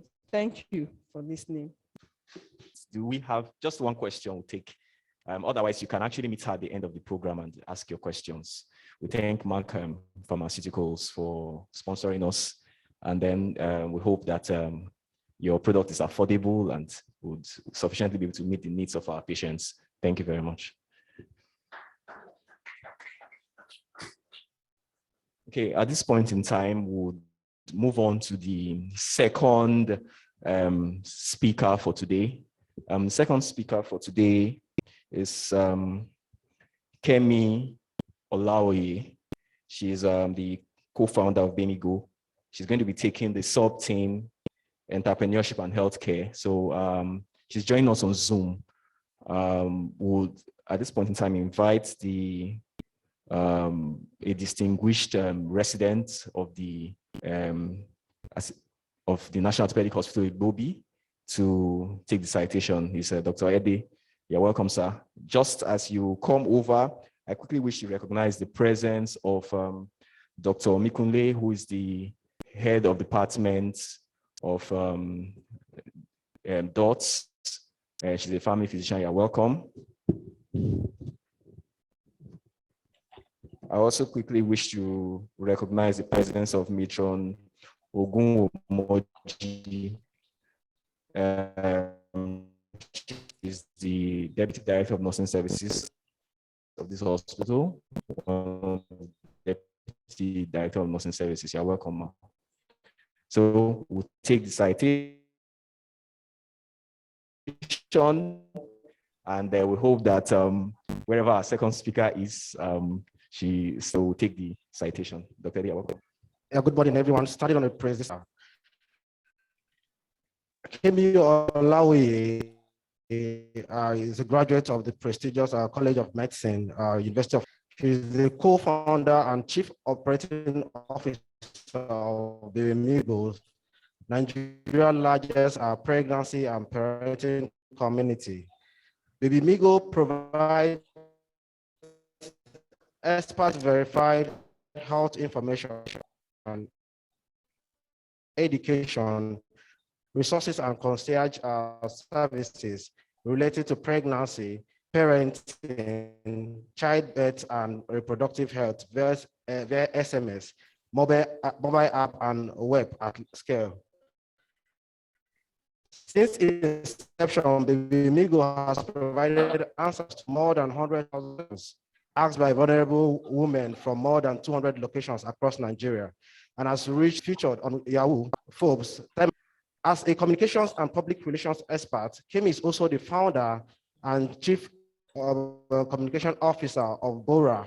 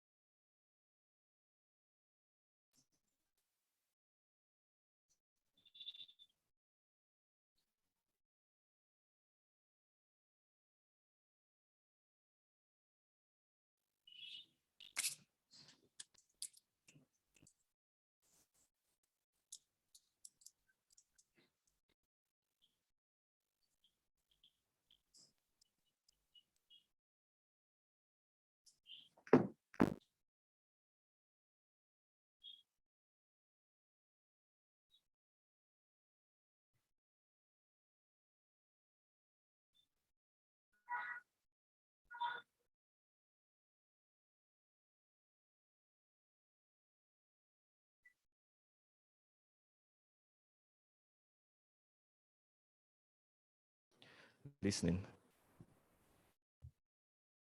Kindly unmute yourself, Ma.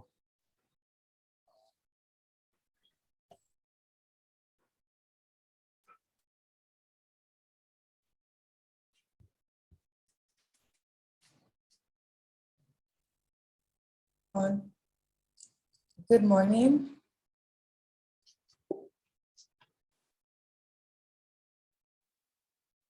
Please can you hear me clearly?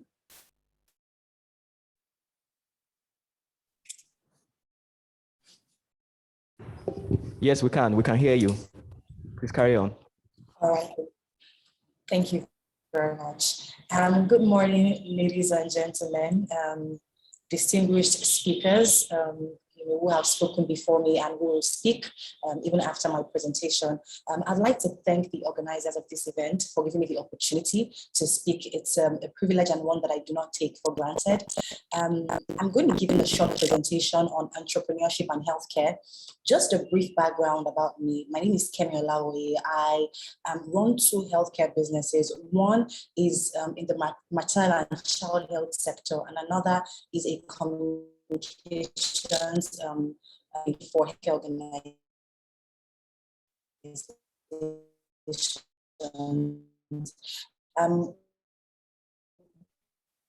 One thing is sure is that over the course of many years of running my businesses, I've had the opportunity to not just run a business in healthcare, but to also work with and interact with other business owners, other healthcare entrepreneurs across different sectors in healthcare, from laboratory owners to owners of hospitals, to owners of diagnostic centers, parties, and so on. I'm going to be sharing from the things that I have seen, and I hope that will beneficial everyone who is present. It's a brief line of what I'm speaking on. In my introduction, as we all know, there are several challenges in the health sector. Really different, I mean, or to care.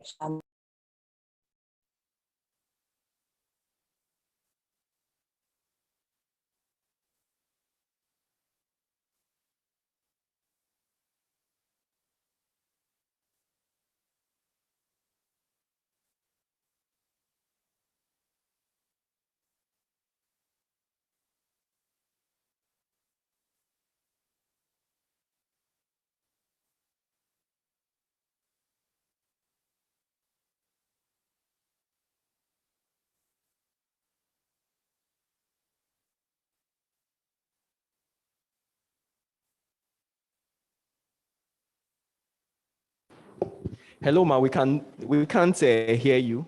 Okay, she's okay.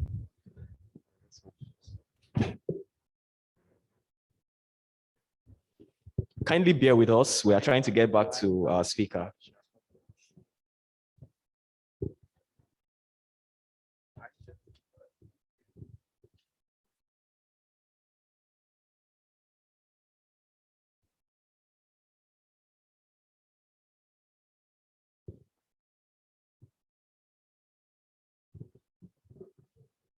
Kindly bear with us as we get back to our second speaker.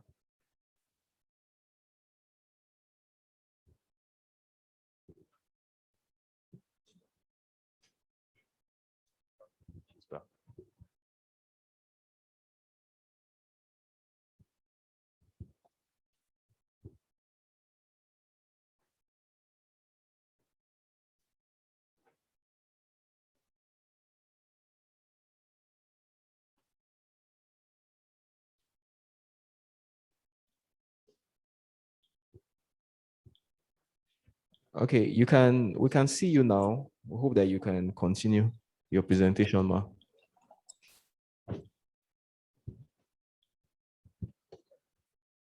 Yeah, my apologies, please, for the erratic network. I am using 3 internet options, but unfortunately, the internet providers in Nigeria are unreliable. Back to my presentation where I was giving an introduction and a background to today's topic. I was just sharing that there are several challenges in the healthcare sector across Nigeria, from brain drain to so many other challenges. And one of the things that we can leverage on to be able to solve these problems has to be entrepreneurship. So beyond what the government will do for us, we must also understand that there must be the private sector intervention. And over the past couple of months, I have been a part of, and I've seen a lot of public and private sector partnership in the healthcare sector, and definitely would love to encourage a lot of that. And so, like I said, for us to be able to solve the many problems in healthcare, we must embrace entrepreneurship to be able to address these challenges. On my screen right now is an overview of the what I like to, there is no official categorization of the different businesses in healthcare, but I like to categorize it under 4 major categories. The first category is healthcare services and facilities, where we offer direct services to patients. And so in that instance, we have hospitals, we have the laboratories, we have the clinics, diagnostic centers, and so much more. The second category of businesses in healthcare are those that sell medical devices, equipment, hospital supplies manufacturers, hospital supply manufacturers. And then in the third category, we have medical insurance, medical services, and managed care. And then finally, we have pharmaceuticals and related segments, from the pharmaceutical manufacturer, from the drug manufacturers down to the pharmacies that we find around. And so I like to sort of categorize businesses in healthcare under these 4 major categories. Like I said earlier, as one who has worked with, over the course of my career, I have worked with not less than 100 healthcare organizations across different sectors. And as one who has worked with these organizations, here are, I would say, 5 major contributing factors. Of course, there are different contributing factors, but I like to keep it at 5 major contributing factors to help us to understand better. The first one is a solution-driven business idea.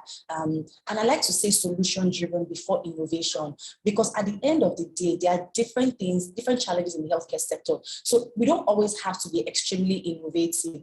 The point is that, is there a problem that we're trying to solve? So for example, for our doctors and our nurses that are present here today, are there challenges with orthopedic care in Nigeria? I'm sure that there are several challenges. So the first thing really is a solution-driven idea. The second thing is finding the right talent. I must share from personal experience that finding the right talent in the healthcare sector is extremely tough. And I think that what has made it tougher is also the fact that we do not have adequate manpower. So we don't even have enough doctors. So if you're trying to recruit doctors, chances are that these doctors are probably working in different places, and it's really a challenge to find the right talent. The third contributing factor to entrepreneurship success in healthcare is personal network, leveraging your personal network. The fourth thing is strategic partnerships, being able to partner. So what I like to say is that the good thing about healthcare, and if you speak to the biggest healthcare organizations and the ones that are doing really well in Nigeria, one thing that I've seen to be common and more across board is that they always partner with complementary organizations. So say, for example, you establish an orthopedic clinic. Primary care facilities can you partner with? What diagnostic centers can you partner with to be able to get referrals to your own clinic and to your own center? The final thing there is operations efficiency. And please allow me to dwell a bit on this, because this is a major problem for medical doctors and other healthcare professionals. The medical college and medical school system prepares doctors to be doctors and doesn't prepare doctors to be healthcare managers, and doesn't prepare doctors to be CEOs and the likes of that. And so you find that a lot of doctors are excited, they're very passionate about solving a problem in the healthcare sectors. Either it's cardiology, or it's orthopedics, or it's neurology, endocrinology, whatever it is, they're very passionate. But when they start a business in the healthcare sector, they will find that it is very, very operations driven. From waking up every morning to see if there is to see that your generator is not working, to realizing that diesel has finished, to finding that disposables, you need to send someone on the team to go and buy disposables. Healthcare clinics especially are operations driven. So do not believe that for you to be successful. I've seen consultants, orthopedic surgeons, I've seen consultant endocrinologists, consultant cardiologists who are one of the best in the countries, open a hospital and the hospital becomes unsuccessful. And that is because it is beyond being a great doctor. You must be conscious of operations efficiency. And so what I like to advise and recommend is that if you're a medical doctor or in the healthcare sector and you do not have experience or you do not have the ability to manage operations, consider hiring, maybe having a clinic manager or the likes of that can help you to manage operations. Because no matter how good you are, if a patient comes to your facility the first, second, and third time, and they are admitted and the lights keeps going off, this keeps happening, they are not going to come to your facility. And at the end of the day, you are going to be losing money. Okay. So here I'm going to speak on how to grow an enterprise in healthcare. So I've mentioned the 5 contributing factors, but this also kind of gives us a deep dive into growing an enterprise in healthcare, regardless of whatever it is, whether it's a pharmacy or whether it's a hospital, whatever it is. The first thing is to know your target audience. And for this, I would like to paint a couple of scenarios. If, for example, you opened your orthopedic clinic or a more specialist hospital somewhere in Ogun State, you need to understand that you're not going to have the likes of people in Lekki that will come to your facility. And it's okay. Really, it's okay for you to have a pharmacy maybe in Mushi or in Oshodi. The most important thing is for you to know your target audience and for you to run your clinic or your facility in a way that appeals to your target audience. Not everyone, not all doctors, not everyone will be able to establish the big hospitals. Not everyone will be able to establish the big pharmacies or the big medical equipment companies. The most important thing for you is to, probably based on your location and other factors, for you to understand who your target audience are and for you to ensure that you are adopting marketing strategies that helps you to reach this target audience. For example, I'd also give an example with having an orthopedic clinic. We already know that many times patients for orthopedic clinics come from referrals from specialist hospitals or from primary care facilities and the rest of them. So you just need to understand your target audience and know how to reach them. The second thing, like I said, is leveraging referrals. Referrals cannot be overemphasized. You will be shocked at a lot of hospitals and clinics that you don't even know, but they are making millions and billions of naira every year just because of referrals from complementary organizations. So ensure that you leverage referrals over and over again. The third thing to be able to grow your enterprise in healthcare is to establish a digital presence. And for me personally, I always say that healthcare professionals, medical doctors, and other healthcare professionals are usually the last set of people, unfortunately, to embrace any form of digital revolution that is happening globally. So you'll find that those that are in the creative sector or architects or the rest and the likes of other professions have embraced maybe digital, they've embraced innovation. But unfortunately, those of us in healthcare are always the last to embrace innovation and any revolution that is happening across the world. So if you are considering opening a clinic or a facility at this time, establishing a digital presence, it is a non-negotiable. It doesn't matter if as a consultant or as an orthopedic surgeon, you've spent 50 years seeing patients and you already have many patients that will refer to you. You can make more. There is no limit to the amount of money or how your facility can grow. Establish a digital presence. Have Google My Business. Be on LinkedIn, be on Facebook, be on Instagram. You cannot do it by yourself. Hire people, get a young person, leverage young graduates that can work with you. They don't have to be a doctor, they don't have to be in healthcare. Leverage these people, ensure you are online. There are many times that I will Google I'll Google a particular hospital. You won't see anything about them, or you will see the pictures of them online that will be so ugly. If I were to be a patient looking to come to your hospital and I see ugly photos of you online, I'm not going to want to come to your hospital. So we must embrace digital in this age and time. The fourth thing is for you to explore groups, associations, and communities. Right now, across all sectors, beyond healthcare, there are lots of communities and groups, associations, Nigerian Bar Association, Engineering Association. Leverage these communities, join clubs, speak to them, educate them. Now, the good thing is that for you to be, and I'm going to speak on the limitations with marketing in healthcare by the NDCN shortly.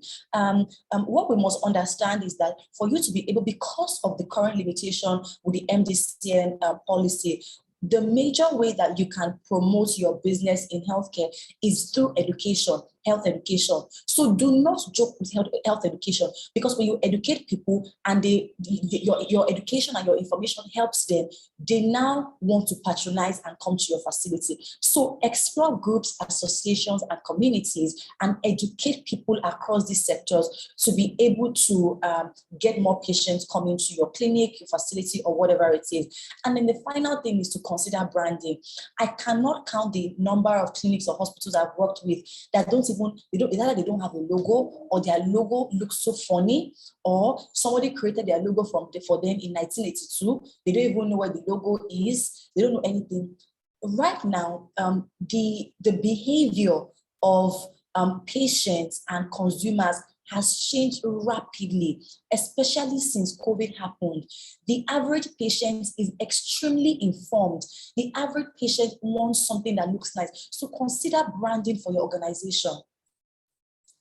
Now, what are some obstacles to entrepreneurship and healthcare? The first thing is difficulty in devising affordable solutions. Healthcare is somewhat expensive, to be honest. I mean, we all know how much that patients pay. Maybe a patient that had a fracture, maybe even multiple fractures, and the person is admitted at Igbobi, and at the end of the day, even with the fact that it's a government facility, government hospital, we see the bills and many patients cannot afford it. And so I like to advise anyone who is seeking to start any business in healthcare to try to explore ways to devise affordable solutions. Of course, that may mean partnering with HMOs. There are also several initiatives, for example, by the Bank of Industry and several other, by the IFC and several international organizations who are looking to help healthcare organizations to provide affordable solutions. So if you're thinking of starting a business in healthcare, please try to explore these solutions. The second obstacle to entrepreneurship and healthcare is that it is capital intensive. We know how expensive it is to buy an hospital bed, talk less of buying 10 hospital beds for your facility. Or we know how expensive rather it is to buy an X-ray, the latest X-ray machine, or MRI scan machine and all that kind of thing. So it is expensive, and it's important for me to point out these obstacles so that as we begin to think of, for those that have already started business in healthcare or are looking to start a business in healthcare later, either as a retirement plan. I also know that a lot of doctors and a lot of nurses, healthcare professionals like to start a hospital clinic as a retirement plan. It's important for me to share these obstacles so that as you begin to make plans, even if it's 5 years from now, 10 years from now, as you begin to make these plans, you think of these. If you want to start a business in the next 3 years, it's not a bad idea to start putting money together to be able to afford and buy, or maybe if you want to consider taking a loan. But it's quite expensive to buy machines in healthcare. The third one is lack of adequate skilled workforce. Workforce is a big issue in Nigeria. I cannot say the number of people that I've had to either interview, let go of as a business owner in the past couple of months. It's very tough. It's either they are not skilled enough, or there's an attitude problem, or they are not well aligned with your values as an organization. So you need to understand that getting skilled workforce is a major problem in healthcare. The fourth one rather is business knowledge and management. Like I have said earlier, medical school prepares doctors and other healthcare professionals to be great doctors, but doesn't really prepare medical doctors to be great healthcare managers or to be great healthcare entrepreneurs. So if you can, explore online courses. One course that I would definitely recommend that was very revolutionary for me personally is a course by the World Bank Group. I think it's called Management in Healthcare, and there's also another one called Healthcare Financing. So anyone can take any of these courses by the World Bank Group, as well as several other courses that are available. There are also courses by the Lagos Business School for healthcare entrepreneurs, and we can take advantage of any of these courses to be able to sharpen our business knowledge and management skills. The second to the last one, and I think is very and extremely important for me to talk about, is standardization and scaling of services.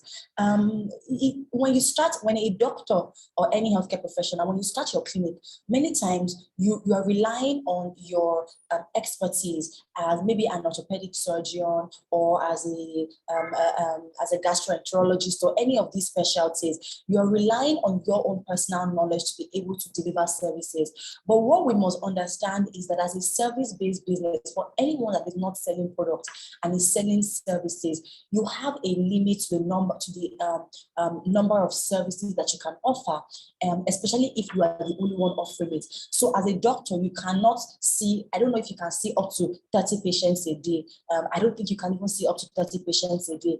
And the challenge that places is that if you are only able to see a certain number of patients in a day or in a week or in a month, that puts a limit to the amount of money that you can make, and you are not able to scale your services. So if you are considering starting a business in healthcare, think strategically of innovative and think strategically and innovatively of ways that you can scale your business without having that limit based on the services that you can offer. So for example, are there things that a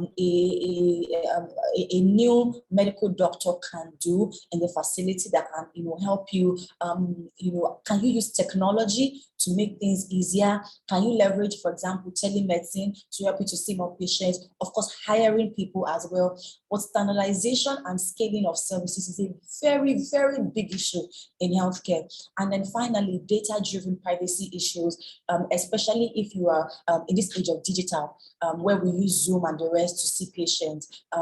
Data-driven privacy issues have become a concern, especially in developed countries. I think this is my second to the last slide. When I started, I spoke about innovation and I mentioned how that medical doctors and healthcare professionals are always the last set of people to embrace innovation and technology. And so as I begin to round up my presentation for today, I'd like to charge everyone present at this event. I'd like to charge our attendees, our doctors, our consultants, our nurses, and other healthcare professionals present at this event today to make a personal decision that when you see anything about innovation, it doesn't even have to be in healthcare.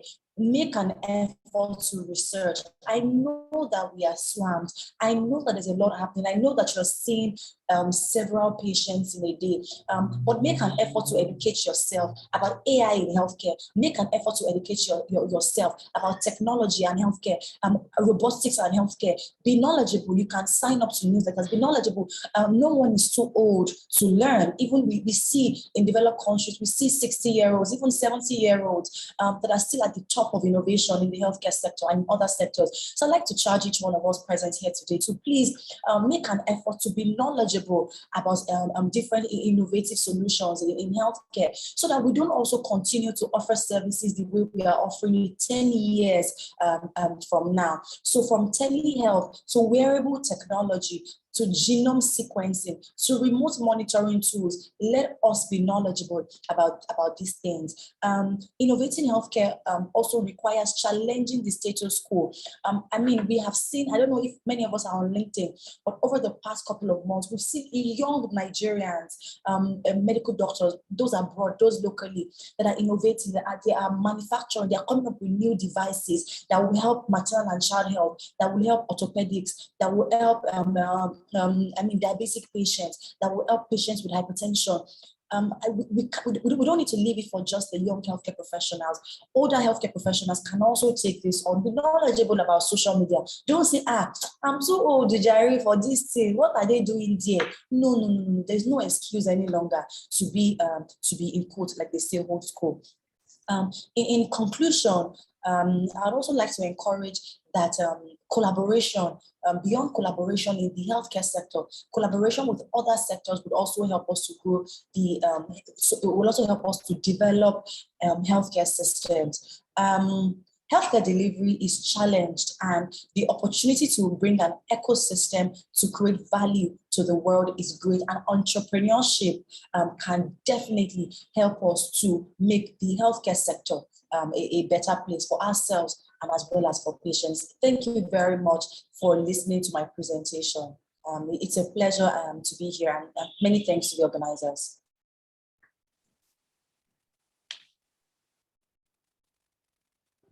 Let us put our hands together once again for Ms. Kemi Olawoye for a wonderful presentation.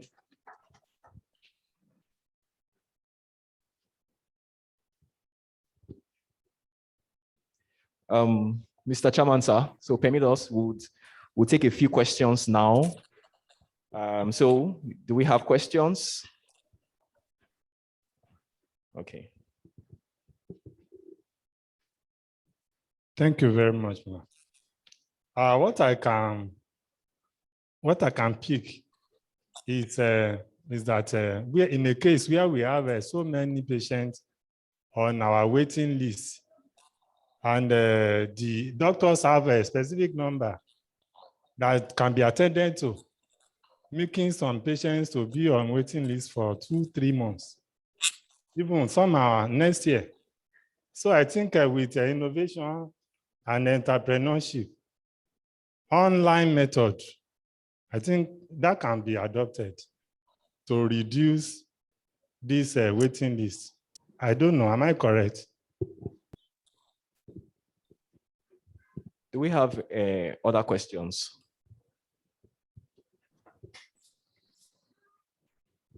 We'll check our Zoom platform if there are any questions.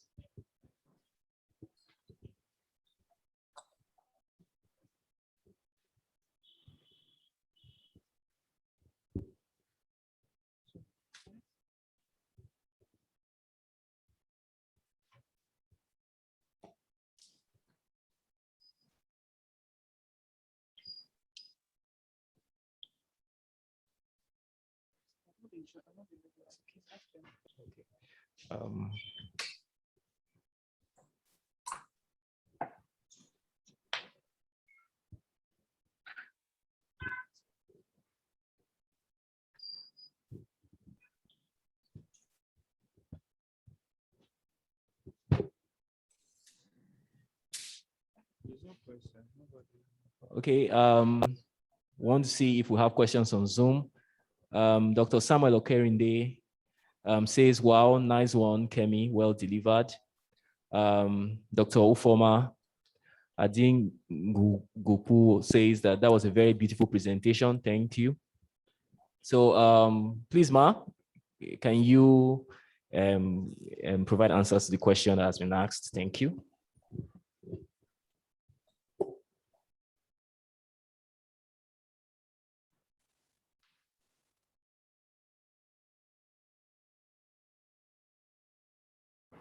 Hello, Ma. You can speak. Yeah. Okay. You'd like me to address the question asked, right? Yes, Ma. Thank you. All right, then. Thank you very much.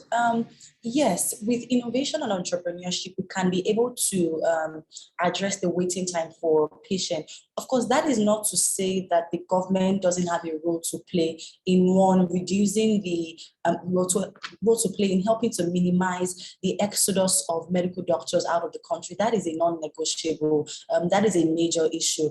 But yes, by adopting telehealth, that can help us to reduce the waiting time. However, I'd like to make a quick comment about this whole telehealth thing. From what I have seen in the past couple of weeks, I've also learned that beyond us saying that doctors should leverage telehealth, one, doctors need to be empowered. we'll still be surprised that at least 65% of doctors haven't completely gotten a full hold of how this whole telehealth thing works. So, I mean, organizations like the organizers of today's, associations rather, like the organizers of today's events, the Association of Resident Doctors, the Igbobi chapter, as well as other associations, can also make it a point of duty to educate and even do a practical training for doctors on how to use telehealth. What I've also learned in recent times as well is that different specialties are going to be able to leverage telehealth in different ways. So for example, for orthopedics, it's going to be a bit challenging to say that, someone who just had a fracture, you want to assess virtually and you want to do the full complete management virtually. It's going to be a bit tough. So I think that each specialty needs to still sit down. The stakeholders for each specialty still need to sit down and identify where across the full management chain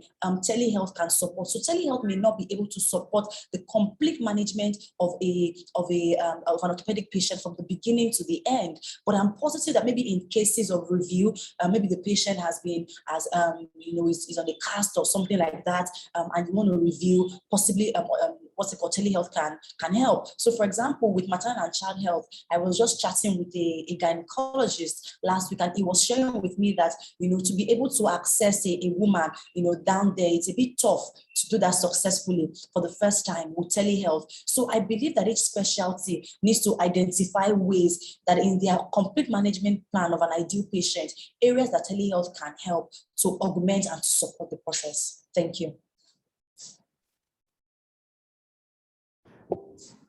Thank you very much, Ma. Let us put our hands together once again for our presenter.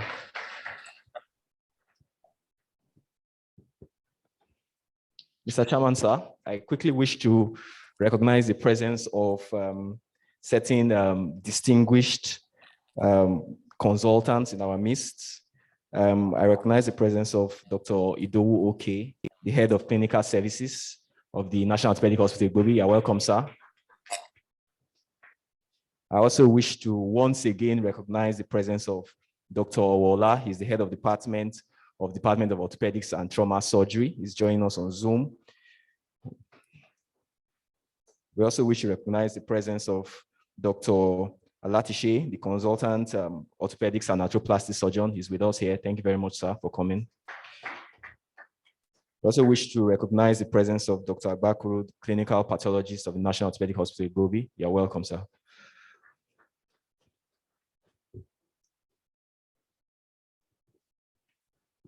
Also join me to welcome the presence of the third speaker of today. He's going to be taking the sub-team ICU care of the critically injured patient, Dr. Adekunle Okunuga. You're welcome, sir. He's a consultant, anaesthetist, and intensive care unit specialist in this hospital. You're welcome once again, sir. Thank you very much, Ms. Kemi Olawoye, for your presentation. I'm sure we had a good time. We've learned a lot from the presentation. I would, at this point in time, wish to invite one of our sponsors. We're going to be getting a presentation by Omega Pro. Kindly come forward and make your presentation. We have just 10 minutes for this presentation. We hope that you'll be able to deliver within this period of time and have sufficient time to be asked questions. Please come over. Thank you very much.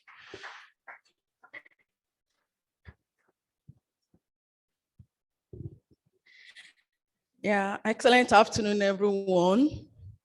Permit me to stand on all the existing protocols. Thank you, the organizers, for giving us this opportunity. My name is Oluseun Karis Olaniyi. Driving in through these premises, some emotions started running in through me because 2009, I was admitted here and I never knew I would actually survive it. But I want to appreciate you for allowing God to use you for humanity. Thank you so much for everything you're doing before I actually present what I have here. And I want to say a very big thank you to everyone. I came out of this hospital with a purpose. I came out of this hospital with an identity. It was until I kept that MBA word. I think I was one of the beds there, and I had that encounter. It seemed as if it was a very bad year for me, but that was the year that I got a new identity. That was the year, everything on my bed there, you know, I came out, and today I am here again. God using you to rescue me. I am here to talk about financial rescue. You can imagine that. Thank you so much. Thank you. I'm actually representing a brand called Omega Pro. Thank you, sir, for that very well put together talk. You really did a whole lot of job, and you saved my time. The only thing we need to learn, we need to do is to learn how to earn passively. We need to build a network. You need to build a system. We need to leverage. Until we are able to do that, the truth of the matter is the world is emerging. Technology is advancing. If you don't go with the tide, you will be left behind. That is the truth. And also, we need to explore the digital space. So many things are happening right now that everybody just feels so comfortable in their comfort zone. They don't want to fail. They don't want to do anything. They are just so comfortable, yet they are not okay. The truth of the matter is, for you to be financially free, for you to be successful, failure is part of the ingredients. Honestly speaking, if you are not ready to fail, if you're not ready to do some businesses that will go bad, investments that will run bad, then you are not ready to make it. Orthopaedic, I read one of his speeches, he said, we lose millions to make billions. But because you don't want to lose that 1 naira that you have, you cannot have 10 naira. To God be the glory. As I'm standing before you this afternoon, God has helped me. And I can say that I'm financially free. My people will say, if you want to create clothes for someone, then they'll have to look at the one you are wearing. If you want to help others, you yourself, you need to help yourself. I'm representing a brand called Omega Pro. What do? We are into financial services in the area of foreign exchange. After leaving this hospital, I opened my mind to opportunities. And one of the opportunities I opened my mind to is the area of foreign exchange. Foreign exchange is the largest financial market in the world. Regardless of your profession, whatever it is that you are doing, you can participate in this market. One way or the other, we are participating in this market, but we don't know. Each time Emeka goes to China to buy clothes, he's not using Naira to buy. And you wish to patronize Emeka. One way or the other, you are participating in foreign exchange. Foreign exchange basically is exchange of currencies. You buy currency when it is low, you sell it when it is high. When you're going for vacation, you're not going to spend Naira. You have to change your money. The aboki you are meeting on the street will change the money to probably dollar to you. If you want to sell it immediately, you won't sell it the same price. Do we know that? What aboki on the street is doing is called foreign exchange. What the banks that we keep our money, what they do too, they trade foreign exchange. They trade currencies. And you don't need to have the skills on how to trade it. It's just a pity that the word investment has been abused. Everybody is using the word investment. Even the ones that we ask you to bring 10 naira, collect 20 naira in 20 minutes. They will tell you it's investment. But I have to tell you the truth. You need to discern the true ones. There are actually investments where you can put your money. The first speaker mentioned so many things. Where we can put your money and make passive income through it. Not only your salary. You don't need to depend on your salary. We need to change from being an employer, from being an employer to that part where you become an investor. Robert Kiyosaki is the author of Rich Dad, Poor Dad. He wrote a book called The Cash Flow Quadrant. On the right side of the quadrant, we have the employees, All right. We have the employees, and on the right side of the quadrant, we have the business owners. What are you going to do? 5% of workforce are business owners all around the world. And they are the ones controlling 95% of both the employees and the self-employed. How are you going to move from that level? I want to quickly, I'm not going to really go through this presentation, using this slide, but I will just want to say some things. Sorry.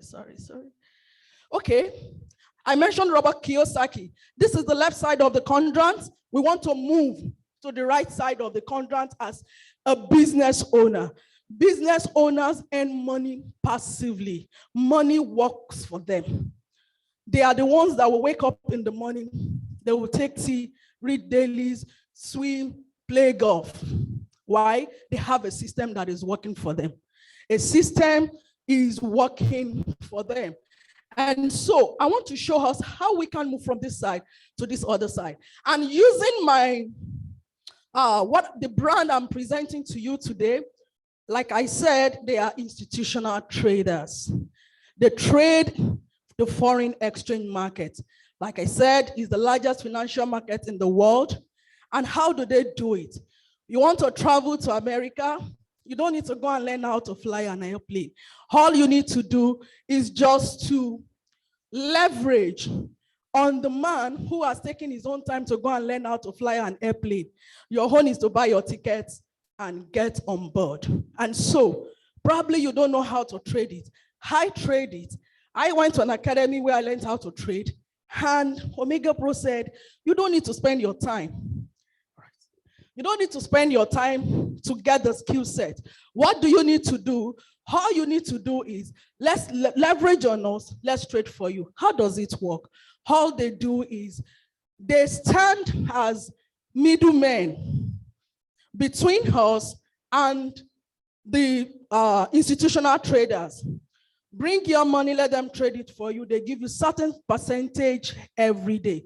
The market works just Monday to Friday. That means every day you make money passively, regardless of what you do. And they give you 0.45% of whatever amount of money that you have with them. They trade for you for a period of 14 months. They trade for 14 months if you don't want to be withdrawing your 10% ROI every month. And at the end of 14 months, what happens? The money compounds. The interest on it compounds. If you don't really know the meaning of compound interest, I want you to go and find out. It has the multiplier effect. Your money compounds as they are trading with it. So let's say, for instance, you put in ₦1,000,000. The first month you are making 10% of ₦1,000,000, which is what? 100,000 naira. If you want to be collecting your 100,000 naira, you will collect 100,000 for the next 16 months. That means you must have collected 1.6 million at the end of 16 months. So you have collected both the capital and the profit. Now, if you don't want to be withdrawing the 10%, if you leave it for a period of 14 months, the 10% interest compounds.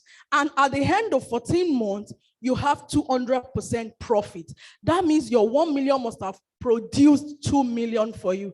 Go and check it out. This is exactly how our financial institutions, this is how they make money. That's the reason why they run after you to go and collect loan, because they know that the moment you collect the loan, the interest rate on it starts compounding. That is how it works. Now you would say you have heard so many things, you have heard so many stories of investments gone bad. Some will come to you, they are doing foreign exchange. The truth of the matter is, if there is no original, there will never be a fake. Don't allow your fear to hold you. Don't allow it to make you be where you are. Take a step today, open your mind to these opportunities, and you will ask me, is it secured? The same way NDIC is regulating banks in Nigeria, we have in the UK, and we have FCA, Financial, thank you. Our FCA, they are the ones regulating this bank. If you want to know more, I'm sure they must have shared the flyers, you can reach out to us. We give you more detailed information. Thank you for the time. I really appreciate you. Okay, thank you very much.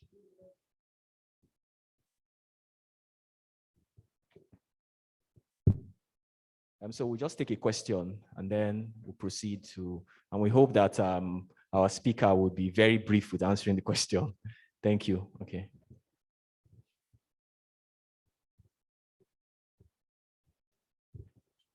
As I've told her, good morning, everybody. So let me do on the existing protocol. So it's a good presentation, but I've asked that before. I invested last year at MBA Tradings, Lekki Phase 1. Somebody came to give us loan here. He went around and I got the loan. And he also told me that I could invest it, that if she was a banker, and that's what they used to do in the banks. They used to invest to get their money, not the salary from the bank. And I went there 3 times. I saw a lot of people coming there also to obtain the form. And at the end, I also obtained the form and I invested 1 million, expecting my first ROI 3 months after. That is January. January, I learned that the company has folded up. MBA Tradings at Lekki Phase 1. So I learned that they also trade with this and that all over the world also, and it was genuine. But I did, when I invested my own 1 million, borrowed 1 million naira. And I suffered for another 1 year to pay the money back to the bank, to the financial institution where I got the money. So what really happened? So can we trust this one also? Thank you so much, sir. Well, like I said, that we can't close our eyes from the fact that a lot of them have actually come to scam people. That is just the truth. But what I will say about my company, what gives us edge, I've been with them, representing them for the past 3 years. I did several investments with them. I have done 300% several times. 300% in 14 months, I have done that. And now what I'm saying is, Omega Pro, we have a bank. It's 100% digital. It's because I don't have the time to really talk so much about Omega Pro. We have a bank in the UK called OMP Bank, fully regulated and licensed by FCA.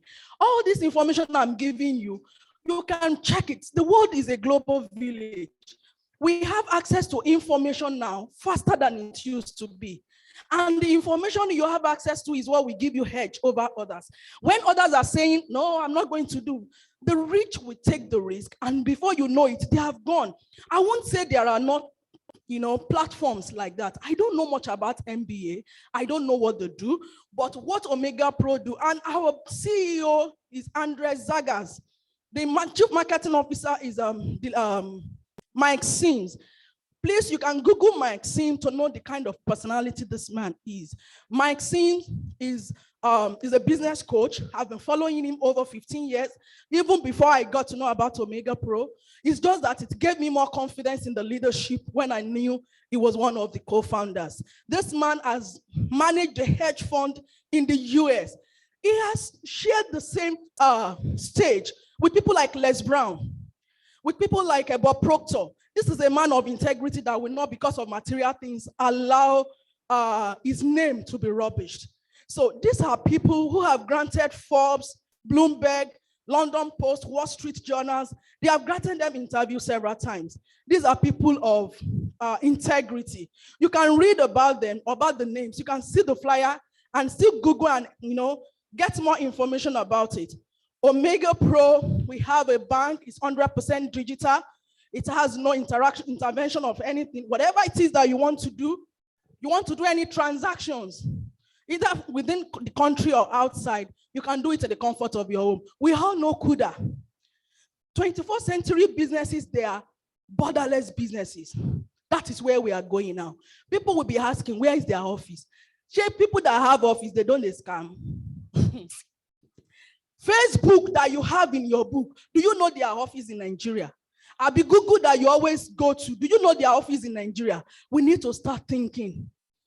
We need to start moving from where we are to the next level. The business of 21st century is borderless.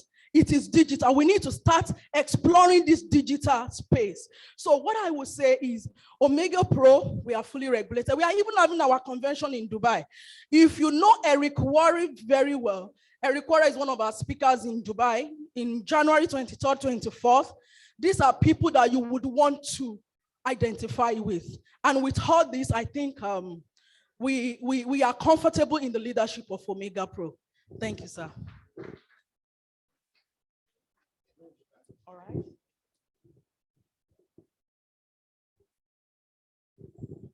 Thank you very much. So we'll move to the next agenda. Thank you very much for your patience with us. We'll be taking the presentation of the third speaker. And before he begins his presentation, we're going to have a citation to be read by Dr. Malomo Busayo. She's a senior registrar, orthopedics and traumatology surgery, National Orthopaedic Hospital, Igbobi. You're welcome, Chief.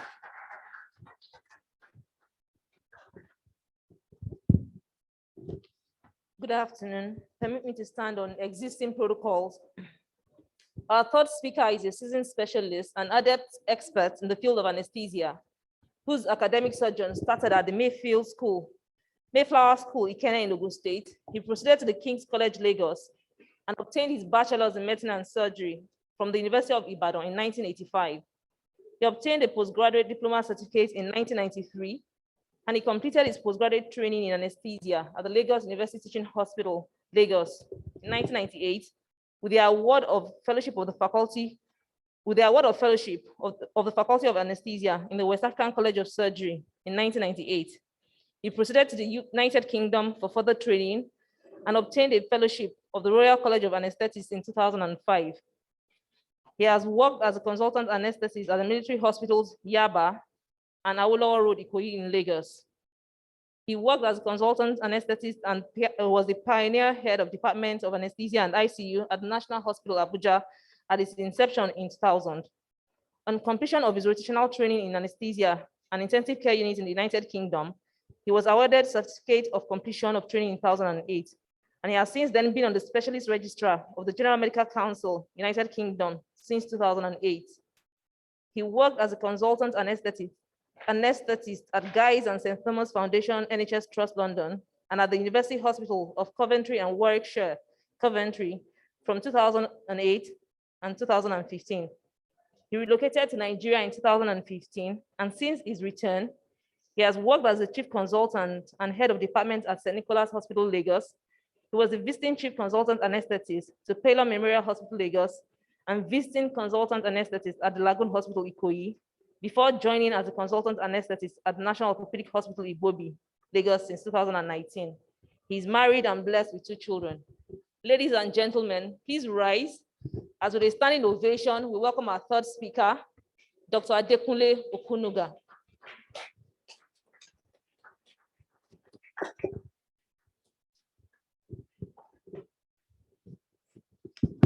Good afternoon.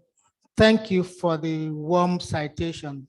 I want to start by saying, with all existing protocol duly observed, I also want to kind of, where is it now? Huh?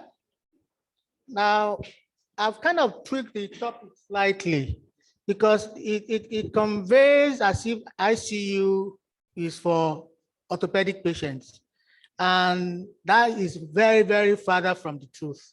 ICU cuts across all specialties. And to narrow it to orthopedic will probably mean me talking about taking a picture of an elephant, but just taking the picture of the leg and showing this an elephant. So I want to give you a kind of global ICU picture so that you appreciate that even orthopedic cases are also embedded in the care of critically ill patients as well. Are we back on? Next slide, please. I'm not going to waste much time because I've been duly introduced. This is my background for anyone who is interested. Next slide, please. Now, we start with the historical perspective of intensive care medicine. It's a place where we look after very, very sick patients who are nursed in one place. And that place is highly technical. And the reason for that is so that we can facilitate failing organ support so that we can achieve normality with them. We also want to look after them before the organ starts to fail. Because if you allow the organs to fail before you look after them, you're already way, way behind. So you look for signs which tells you this is likely to fail so that we can institute management plan. It's actually not a new concept. It's been with us for decades. Unfortunately, in Nigeria, it's just evolving.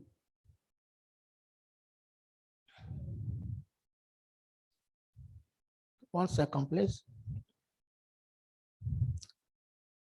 In the early 1500 BC, Egyptians actually documented some of the procedures they've done to kind of rescue airway from airway obstruction. And they did procedure which looked like tracheostomy. Might not be the tracheostomy that we know today, but they did something to open airways up when they were obstructed. Now, Hippocrates, about 1,000 years later, he started a form of organ support by cannulating the airway. And the whole idea of ICU actually started when we had the polio epidemic in the 1950s. And the origin of ICU care actually was in Copenhagen, in Denmark, during the World Polio epidemic, which led to increased mortality, second to respiratory failure type 2. And Dr. John Ibsen, a Danish anesthetist, then proposed that we should be able to support these polio patients through their illness by, one, inserting a tracheostomy tube, manually clearing secretion from their airway, and manually ventilating them so that we can give them oxygen and air mixture. And we can also do this through admission of positive pressure. Next slide, please.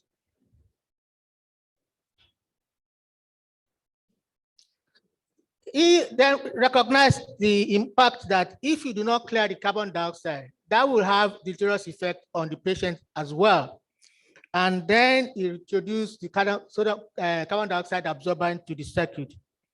And this was all led to the manual positive pressure ventilation that we practice today. And during that time, they actually had about 70 patients at one time being managed by a team of doctors, medical and dental students. I remember when I was in training at the Lagos University Teaching Hospital, in our ICU then, we didn't have all these fancy ventilators that we have today. I remember we used to take turns as residents to manually ventilate patients on ICU. Each resident had 4-hour duty to manually ventilate patients because there was no ventilator. So he opened the first ICU in 1953, and this was replicated all over the world at that time. Next slide, please. Then this led us to the use of the iron lung, and which is a kind of, in concept, the negative pressure ventilator. I don't know if some of you saw a video that went on recently about a patient who's currently still existing and surviving on this iron lung. A white man, and he's been using this iron lung for about 45 years now. An example of this are the drinker and shaw and the breath respirator. Next slide, please. And that's what it looks like. So you kind of put the patient inside this chamber, and the chamber is sealed at the neck, so the head is free. So you don't have to intubate them, you don't have to do anything. And connected to that is that electric motor down below, which now connected to the chamber, and which kind of generates a negative pressure. It's that negative pressure that allows the chest to rise and fall. The patient can then take a breath in.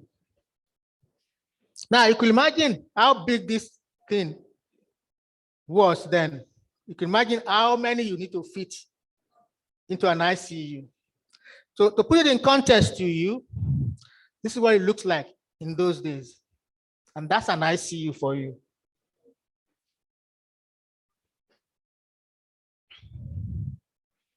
So when it comes to managing critically ill patients, the requests come from far and wide.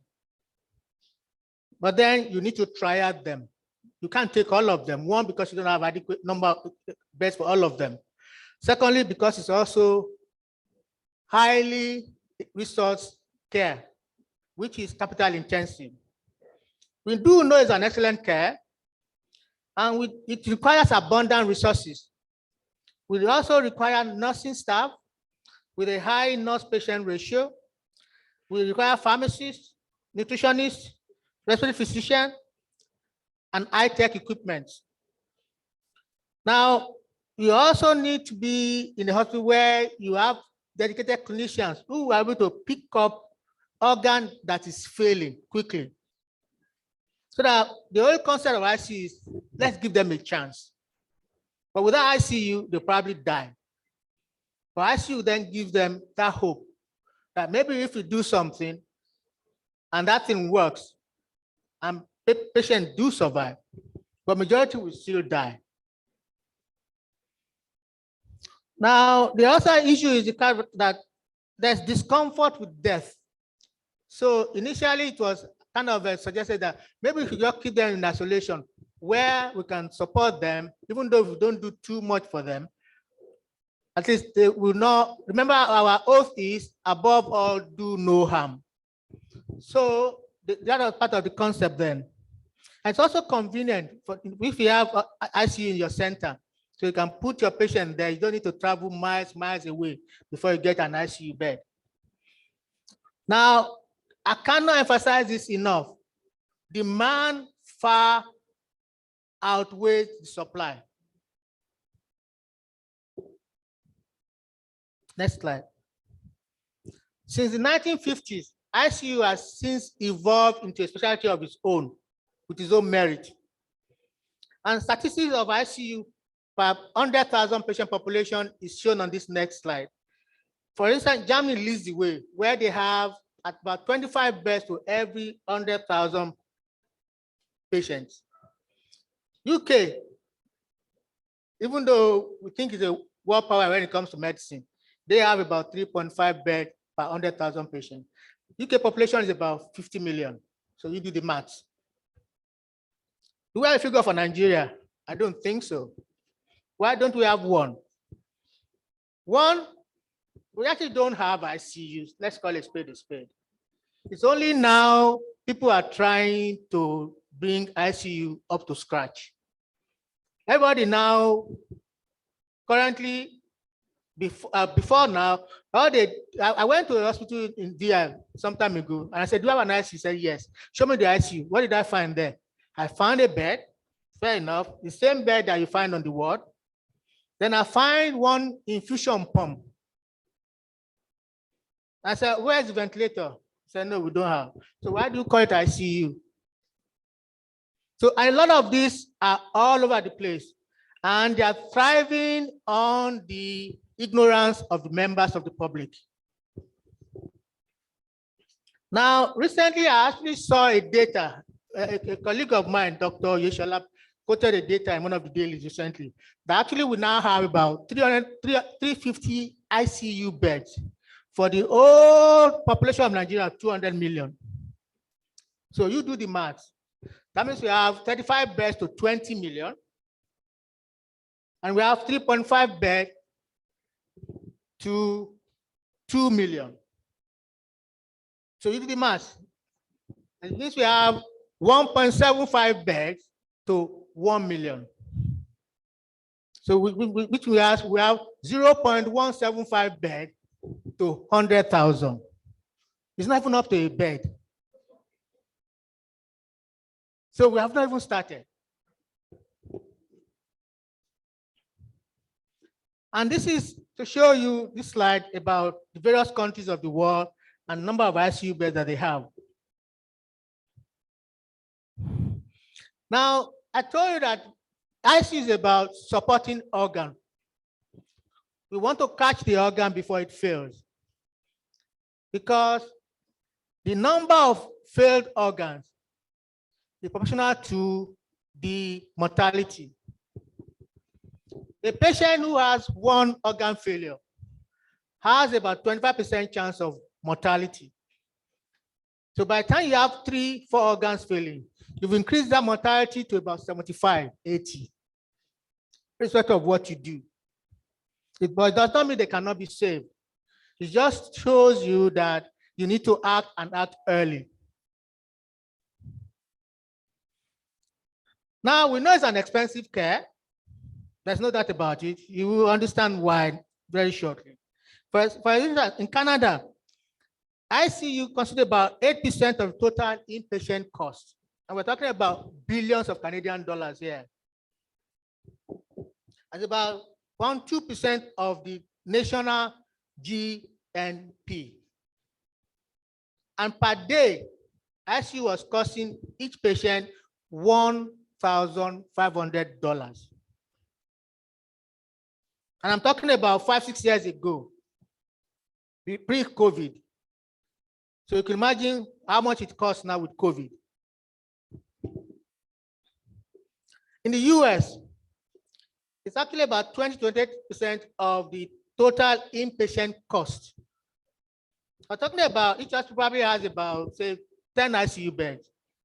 And the hospital has maybe 1,000 beds. And hospital, the cost to manage ICU is about 20-28% of total cost of patient care in that hospital. And it's about 0.8 to 1% of the gross national productivity there. So put in real terms, 1 day in ICU is actually equivalent to 3 to 6 days in non-ICU in terms of cost. And the irony there is patients who do not survive actually consume most of the resources. And you can understand why. Because they are the ones that will require more monitoring. They are the ones that require longer ventilative support. They are the ones that require more input from other specialties like physiotherapy, like hematology, like radiology, other specialized surgeons, for instance. So it costs more. At the end of the day, they still die. But we believe that cost is justified because you never know who's going to survive. So what I'm saying in effect is this. ICU care in terms of resources is finite. There's a limit to what the hospital can provide in terms of financial resource to manage ICU for you. Now we go on to the admission criteria to ICU. And if you do not take anything away from here, this is probably the only thing I want to take away from here. ICU is a service for patients with potentially recoverable condition who can benefit from more detailed observation and invasive treatment that cannot be safely provided in general wards or high dependency units. In simple language, a patient is likely to have high mortality before you even start. And I'll give you 2 or 3 examples of this. You need to think twice before you pick your phone to call ICU. An example is this. You get a phone call from one remote hospital. We have a patient who's 84 years old, who has CVA, non-hypertensive, diabetic, dependent on carers for everyday living activities, and also is also paraplegic. However, she's now got chest infection, and oxygen level saturation is going down. And they're calling me to come and admit to ICU. The first question I'm going to ask is, what do you think I'm going to achieve? Do you think by putting to ICU, I'm going to make him walk? Because you need to look at the end game here. So can I actually better his condition from where it's coming from? The answer is no. So this patient has already got a lot of morbidities going on. And we also need to understand that, which is still a problem in our culture, we fail to recognize the patient's end time. And we believe every patient must be saved. And this has been compounded by religion, and I don't want to go there. where you have a patient who's dying, your father GO will bring the white handkerchief and supply with oil and say, just go and put it there. But whereas when your father GO is sick, he knows the way to the hospital. Another example is somebody who has CA breast, stage 4 CA breast with metastasis, who now has respiratory problem because of the met to the lungs. And you say, I should have been to ICU. And the question goes again, what do you want me to achieve? Am I going to remove the met in the lungs? Or by treating the chest infection, does that mean the met in the lung will disappear? So you need to think before you pick that phone to ask for ICU bed. However, if you are not sure, still pick the phone and you'll be told if it's appropriate or not appropriate. In terms of location for ICU, it should actually be located centrally where it has easy access to theaters, emergency unit, and radiology unit. If you look at what we have here, I'm not sure we're close to that. Radiology is that way, about 10 miles away. The only thing we are close to is the modular theater. Our X-ray, if you want to go for CT scan, you still have to go on the road, on the street to get to CT scan. But we'll get there. It's just to show you that our environment has some peculiar challenges, which makes things difficult, even with the best of intention. In terms of size, it should be about 1 to 2% of acute beds in the hospital. So if you have a 500-bedded hospital, your ICU should be about 5 to 10 beds, not more than that. It is very expensive to set up, like I said before. And we also know that if you have less than 4 beds, it is not economically viable because of the manpower you need and resources that it consumes. However, if you have more than 15 beds, it becomes overwhelmingly difficult to manage. So between 6 and 15 is probably appropriate for big centers. What we have here is adult ICU, but there are other types of ICU, just for you to be aware. We have pediatric ICU, which manages infants and children, and they are being looked after by pediatric intensivists. I am not a pediatric intensivist, so technically I should not be looking after pediatric patients who require intensive care unit. But however, I'm also a pediatric anaesthetist, so I have an edge. I'm an adult intensivist because in the civilized countries, I cannot claim to look after pediatric patients. They will not even send pediatric patient to my adult ICU. And I'll have to turn that patient down. Otherwise, I'll be medically legally liable. We also have neonatal ICU where they look after neonates, and that's been managed by the neonatologist.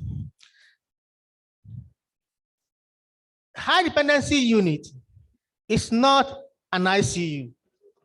It is the step next to ICU, below ICU. So when patients are getting better, they will scale them down to HDU, high dependency unit.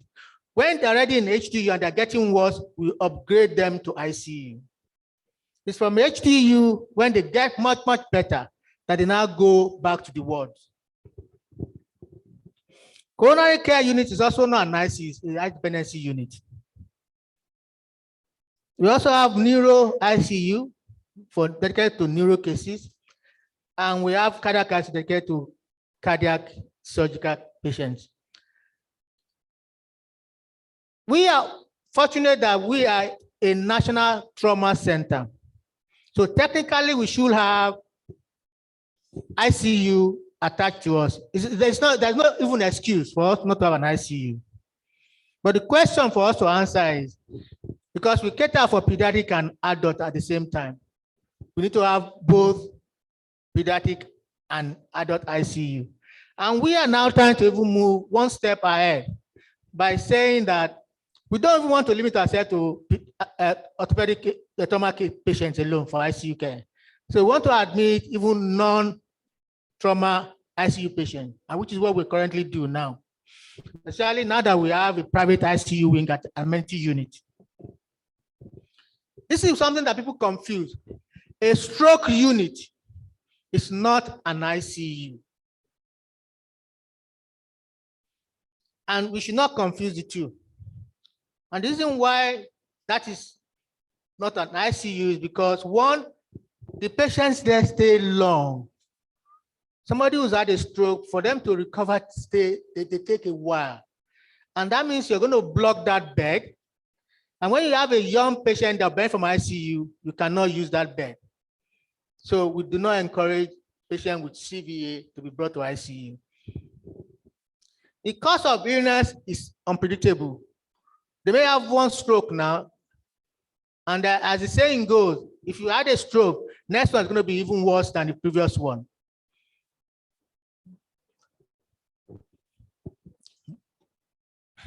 Next slide. Yeah. So ICU is not a place for terminally ill patients. I've alluded to that with the example I gave you, somebody who has CA breast.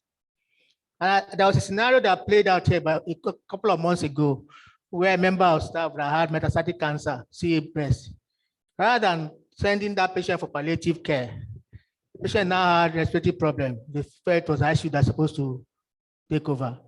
That is just your emotion playing a trick on you. That patient will not benefit from ICU care. It's also not a place for patients who are nearing their end of life. And like I said before, this is an area that's ill understood and ill accepted by Nigerians, including Nigerians physicians. Because of the concept that, how do I tell them he's going to die? I can't do it. But the cause of the matter is, it's your job to do it. And you think they don't know. Those patients and they already know. Or they're waiting for somebody to just put the reality into it for them. And if you shy away from that reality and you fail to do it, this is what the fallout from that. They come to you, they know that he's going to die, but you're not telling them he's going to die. And you say, oh, everything is fine, we'll do the best we can, everything we'll do, we're going to do this. And then something happens, the patient dies. You might not believe this. You know what they think first? You must have done something wrong. And you cannot escape that. And then you start to stammer. No, it doesn't cut it anymore.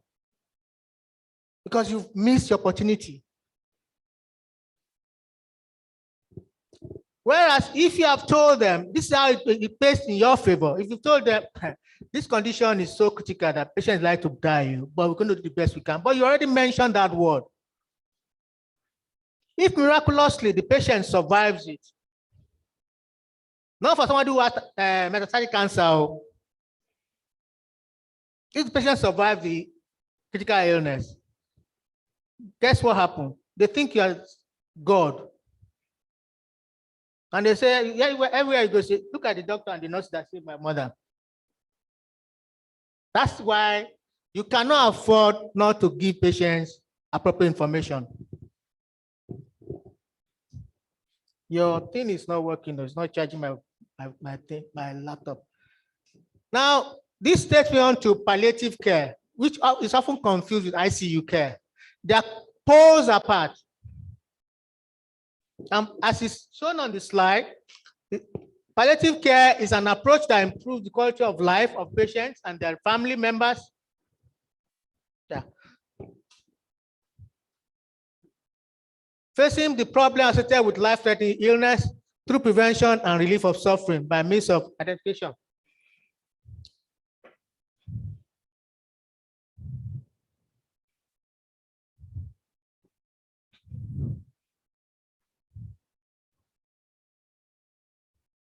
By means of identification and impeccable assessment and treatment of pain.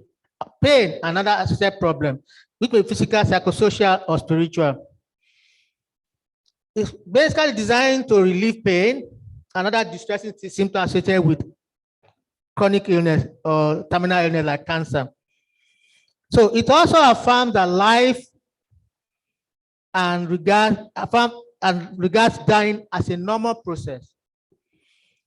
It's not intended to hasten or to postpone death, but it integrates psychosocial and psychological and spiritual aspects of patient care. This takes me to hospice care, which actually more like I've moved about 3 or 4 slides forward, which actually more like a place where you put patients who require palliative care. There's also a bit of a confusion with that as well.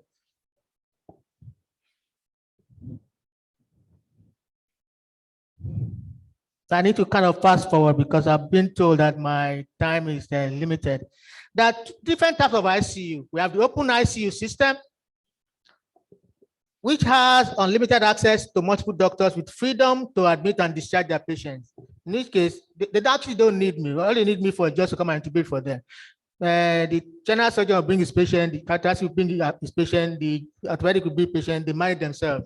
But we know that kind of system is chaotic and it does not help the patient. So it's been discouraged worldwide. So the system that most people prefer now is the closed system, which is being run by the intensivists in conjunction with the primary physicians managing the patient. But the final decision about ICU care still rests solely on the shoulders of intensivists. Next slide, please. A standard ICU bed should look something like this. You can see in that slide there, you see the monitor, you see a dedicated nurse there, you see infusion bag, you see infusion pumps, syringe driver, you see the almighty ventilator, and you see all the oxygen outlets there. That's an angle poise lamp if you want to do a procedure by the bedside. That's what a standard ICU looks like. But we have that, the answer is no. But we are getting closer. Next slide. In real life, this is what an ICU bed looks like. And this slide just shows you an HDU setting. You can see there's no single ventilator there. So if there's no ventilator, there's not an ICU. To be an ICU, there must be a ventilator. These are patients who are being managed on the HDU. How do you then decide which patient comes to ICU? The admission criteria is actually poorly defined, and you can identify patients who can benefit from ICU care. It's extremely difficult. So demand for ICU service exceeds supply. I said that before. So you have to ration the ICU beds. So patients should be admitted if they can benefit with decreased risk of death. If somebody is going to die, like I said before, with or without ICU, then that patient should not come to ICU. Patients with reversible conditions who have reasonable prospect of substantial recovery. And National Institute of Health Consensus Conference, we came up with that one. So ICU admission will depend on good prognosis versus poor prognosis. Likelihood of benefit. If life expectancy is compromised due to the disease, somebody who has pneumonia without ARDS now, every other thing being normal. If you anticipate quality of life is supposed to be back to where it was pre-illness state. But when I mean pre-illness means when the quality of life is good, not somebody who requires carer for day-to-day living activity. You also need to take into account the wishes of the patient and the surrogates. And you also need to bear in mind that your obligation is to the patient already in the unit. So if you have a patient, high-profile patient coming, and your bed is being occupied by a patient that is poor, your obligation is to the poor patient. So tell them, move elsewhere. We don't have bed for you. Patients who are too well to benefit, don't bring them to ICU. It really means that you might actually make their condition worse than what they started with. Because of so many reasons, most of the procedures we do there carry high risk of complications. So if somebody who's too well, just exposing them to risk of complications from the procedure we're going to do on them. And you also increase them to the risk of multi-resistant infection. Patients who will survive anyway should not be admitted for anticipatory monitoring alone. If they're too sick, such that they're hopelessly ill, then don't bring them to ICU. They're probably nearing the end of life stage. age is not a criteria on its own for ICU admission. There must be a disease process that you think is reversible before you bring them to ICU.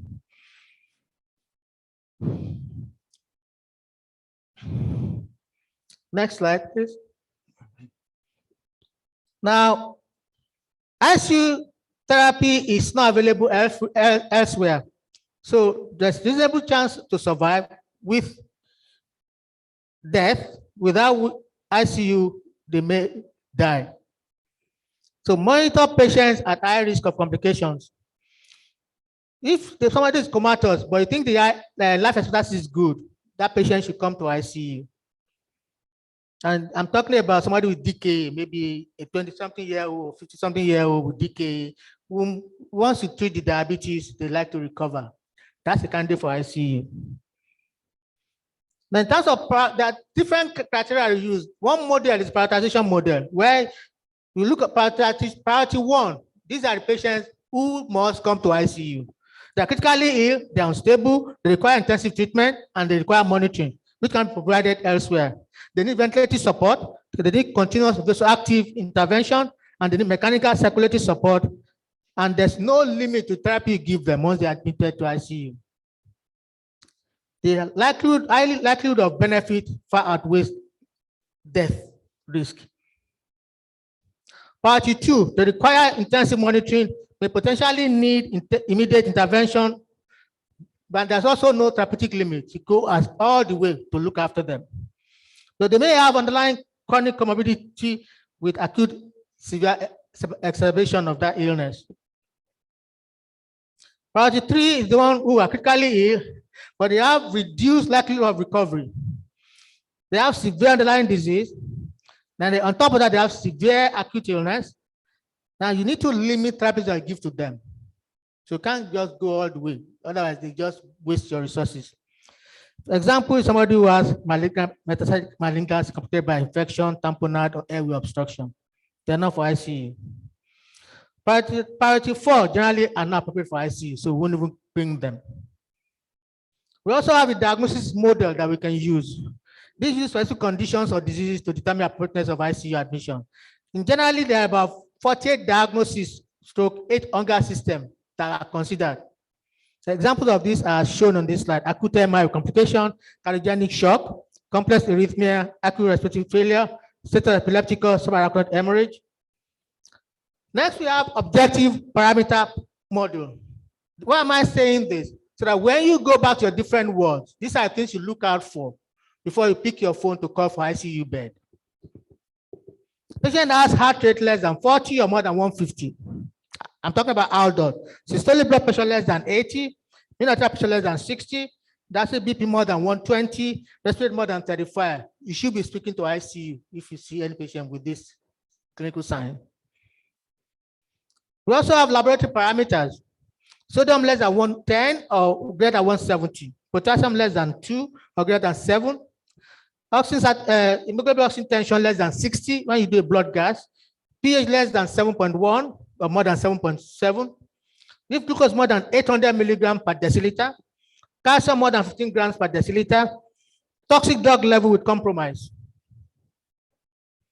We also have radiological objective parameter we can use. Intracranial, intercerebral hemorrhage, subarachnoid hemorrhage, contusion with focal neurological signs, rupture of viscous, bladder, liver, uterus, who are hemodynamically unstable, or dissector aneurysm. We also have ECG-based criteria, as I already told you earlier on.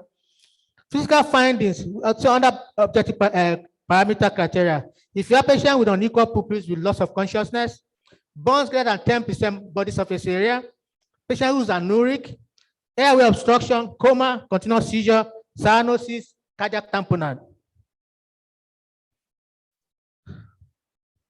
Now, when you're deciding factors to consider, you look at the diagnosis, severity of illness, age and functional status, not just age alone.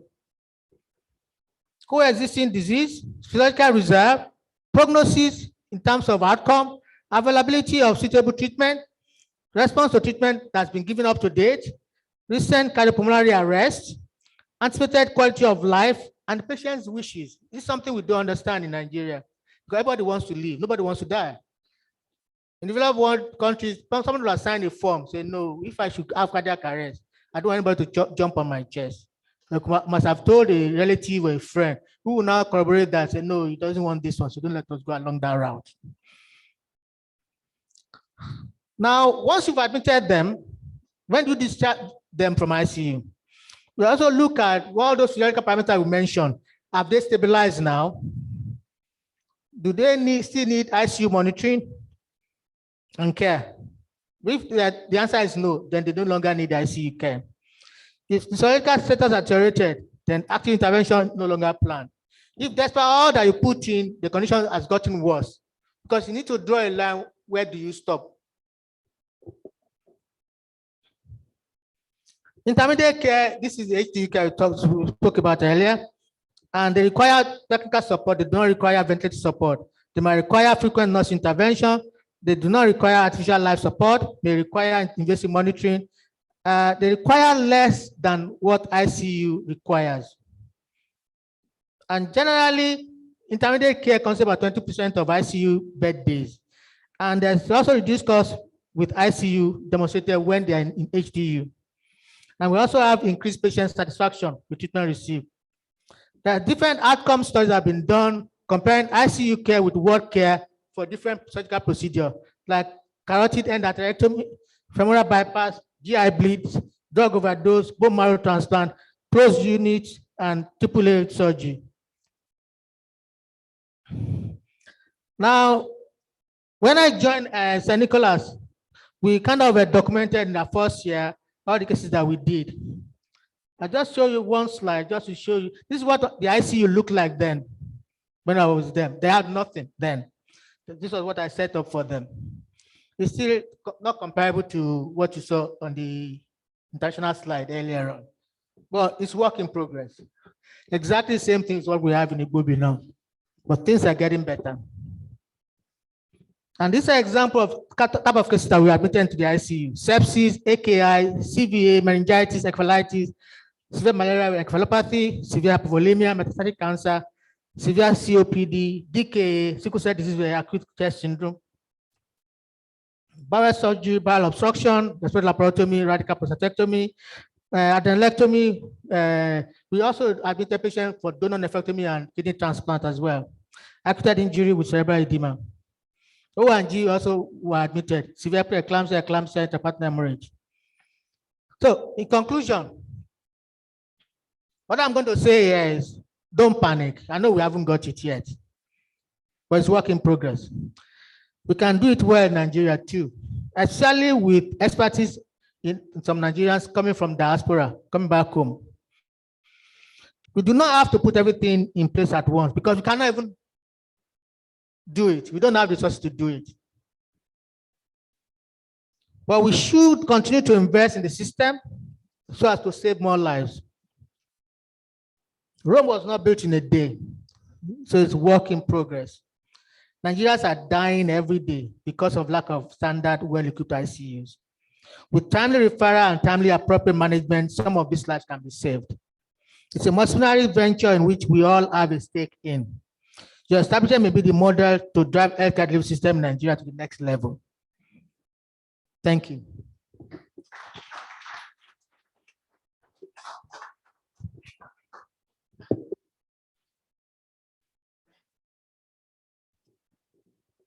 Thank you very much, sir, for your delivery.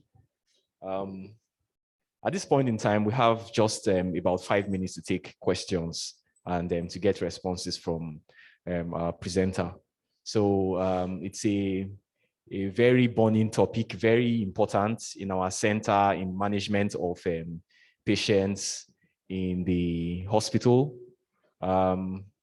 So I think we would have questions to ask. Okay, thank you.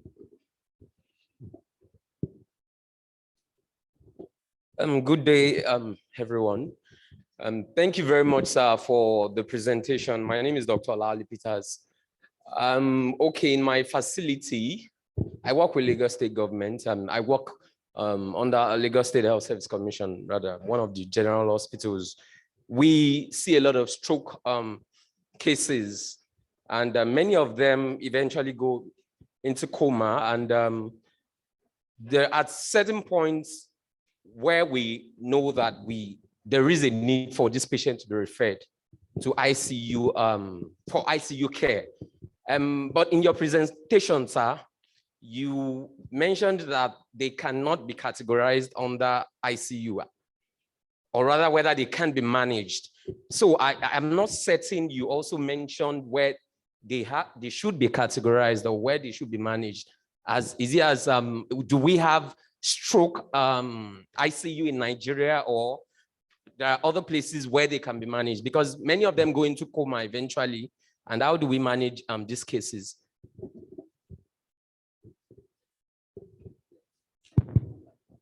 Thank you. That's actually an excellent question. Number one, I'm not aware of any stroke unit in Nigeria. I'm not aware. I need to be educated. That's number one. Number two, even current ICU settings, because there's something like man knows man. If you are influential, you have money, and you can afford it, and they say, admit my patient there. It's my father. I'm ready to pay anything. That's what most private hospitals do outside. In fact, some of those that I work as visiting consultants, we do the same as well. We admit stroke patients, but we know technically they are not ICU patients. And what you need to be aware of and tell them right from the beginning is the fact that mortality risk is high. And between you and I, everyone wants to do surgery on them to evacuate a bleed. I don't think there's anything I can offer them. If they have ischemic stroke, for instance, there's nothing much I can do for them. The ischemic stroke is going to be there. And most of the things I'm going to do will actually make the ischemic stroke to be worse.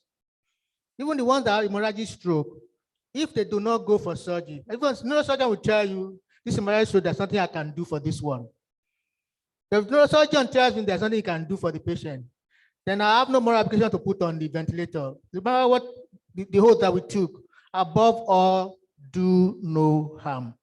So in summary, if you have affluent patients who can afford it, they say they want the patient in ICU, it's your money. We gladly take the money from you.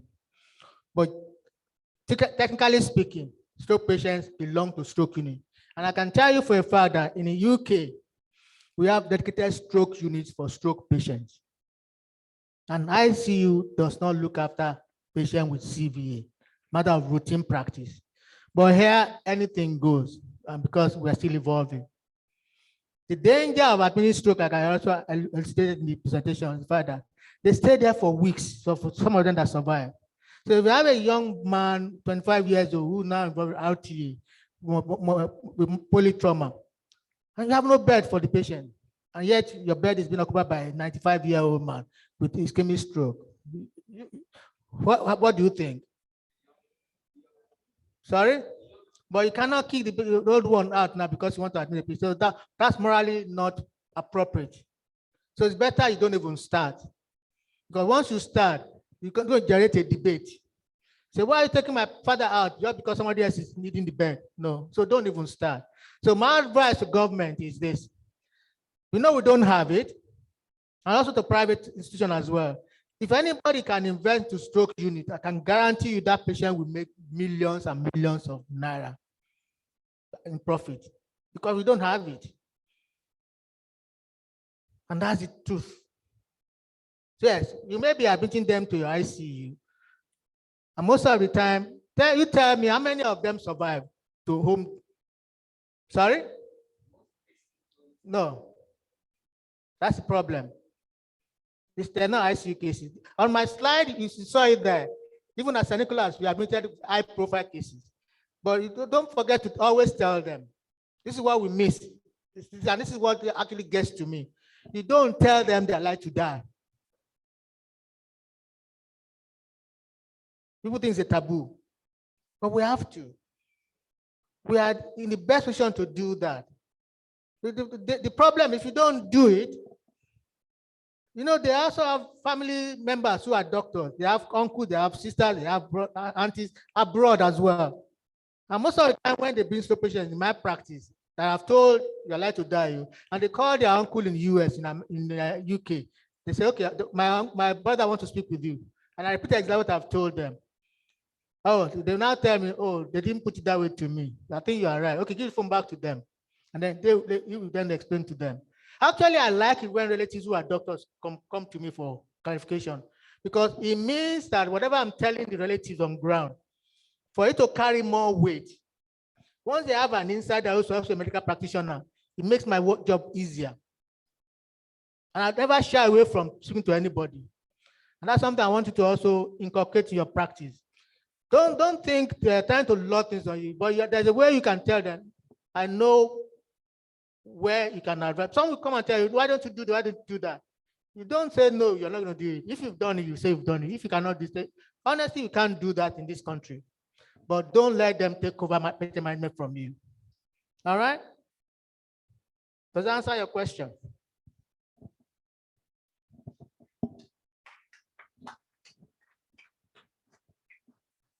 So let's put our hands once again together for Dr. Adekunle Okunuga, consultant anesthetist and intensive care units. Thank you very much, sir, for your presentation. Do we have any more questions? All right, so do we have any questions on the Zoom?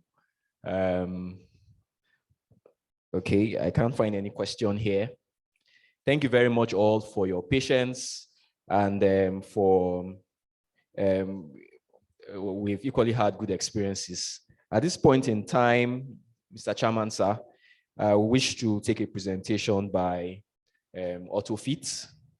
So we'll invite OrthoFit. We'll have barely about 10 minutes for your presentation. So I hope that within that period of time, you will be able to deliver. Thank you very much. And thank you very much, sir.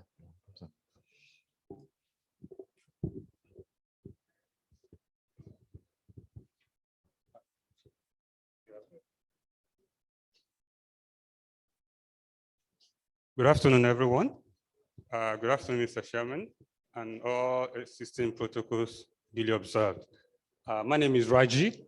I'm representing Orthofit Orthopaedics Limited. What do we do? What kind of service do we render at Orthofit Orthopaedics? We render prosthetics and orthotic service. And what gave birth to Orthofit?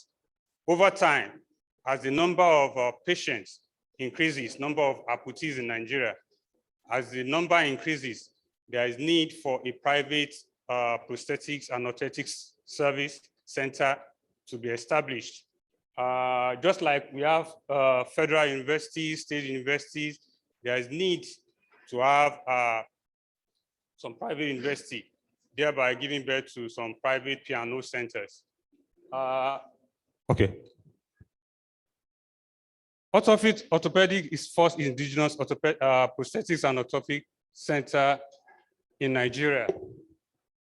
We offer a broad scope of P&O service for provision of customized artificial limbs, rehabilitation of amputees, management of injuries and disorders, with an emphasis on personalized patient-centered treatment.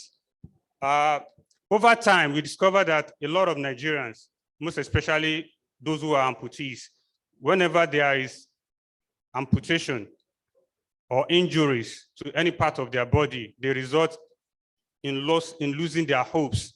So a private center has been established to take care of this and give them hope for their life. They don't have to travel abroad, because that's what you usually experience most of the time. A lot of people want to travel abroad to go and get prostheses. We have OrthoFit here in Nigeria who can provide that kind of service for them.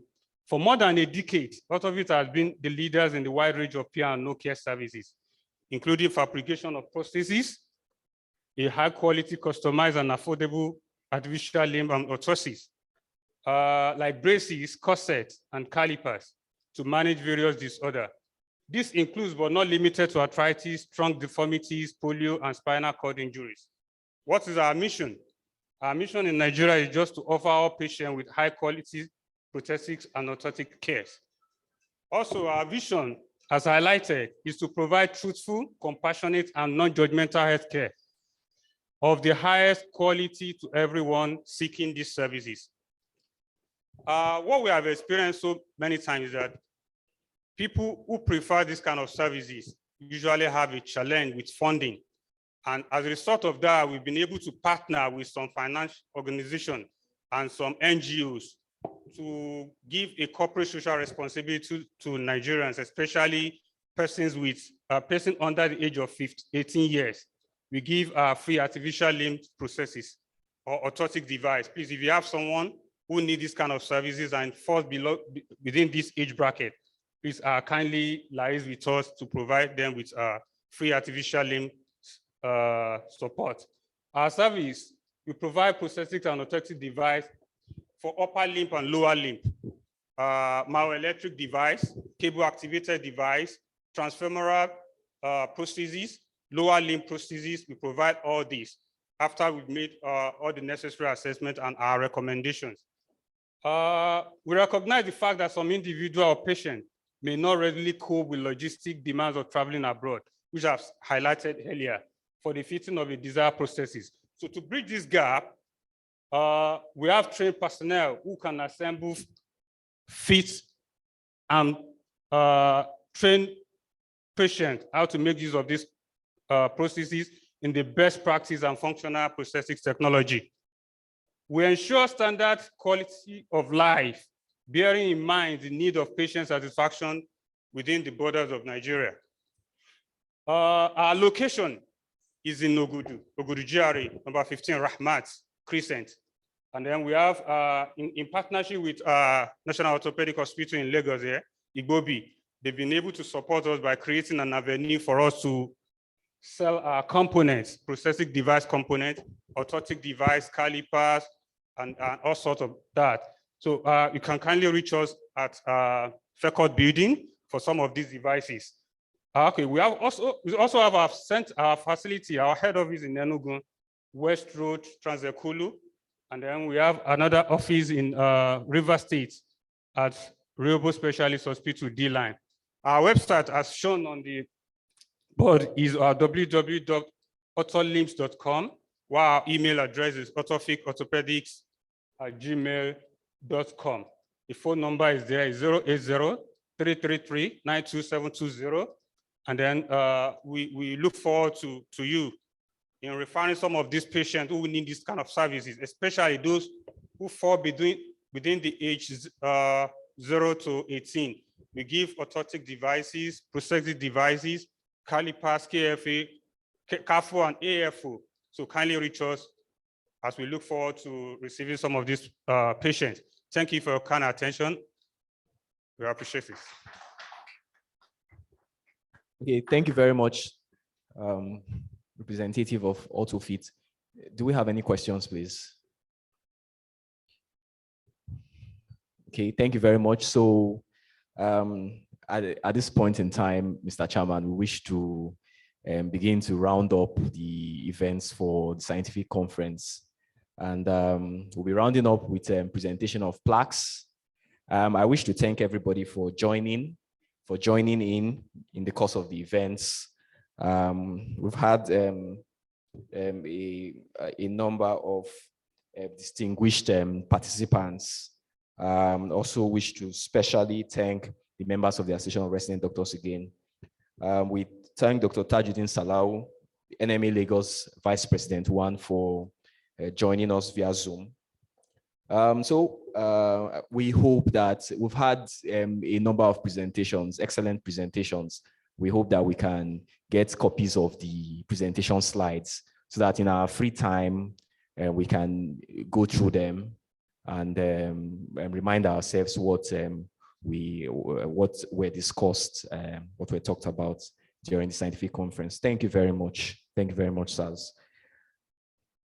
So we're going to be presenting plaques to our presenters and to the chairman. So I would crave your indulgence to First of all, we're presenting a plaque to the chairman of today's occasion, Dr. Abiodun Fatade, ably represented by Dr. Toyobo. You're welcome, sir. So I invite the president of the Association of Resident Doctors, National Orthopaedic Hospital, Igbobi, Dr. Etel Egbekun, to make this presentation.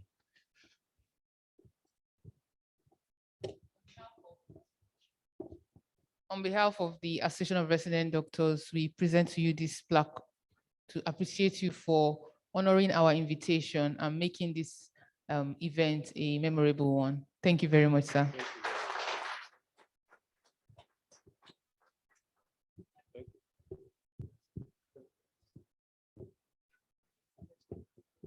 Okay, thank you very much, Madam President.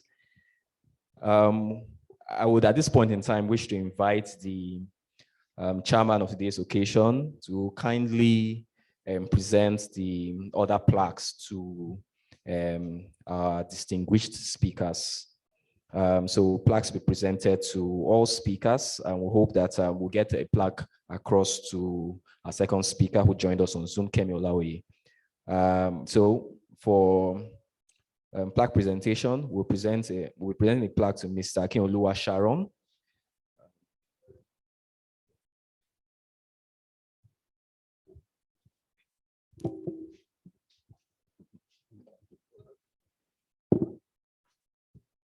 The award of appreciation presented to Mr. Sharon Akinoluwa as guest speaker at the 2021 Scientific Conference for the AGM of ARD NOHIL, 9th December 2021 by the ARD NOHIL. Congratulations, sir.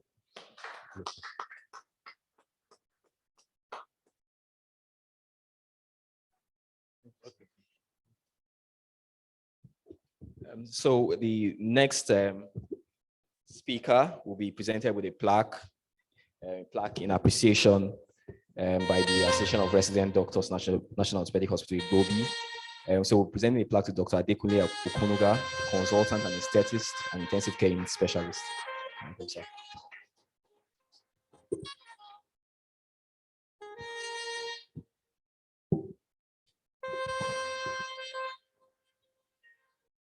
I feel privileged to to present this to my Oga and obviously as an ex-mate too. Award of appreciation presented to Dr. Adekunle Okunuga as guest speaker at the 2021 Scientific Conference for the AGM of ARD NOHIL, 9th of December 2021. On behalf of the ARD NOHIL, I present this to you, sir. Congratulations, sir. Thank you very much, sir. Okay, thank you very much, sirs. I want to once again recognize the presence of Dr. Tajuddin Salau. He's present here, and he's representing, he's the NMA Lagos Vice President 1 and representing the NMA Lagos Chairman. You are welcome, sir.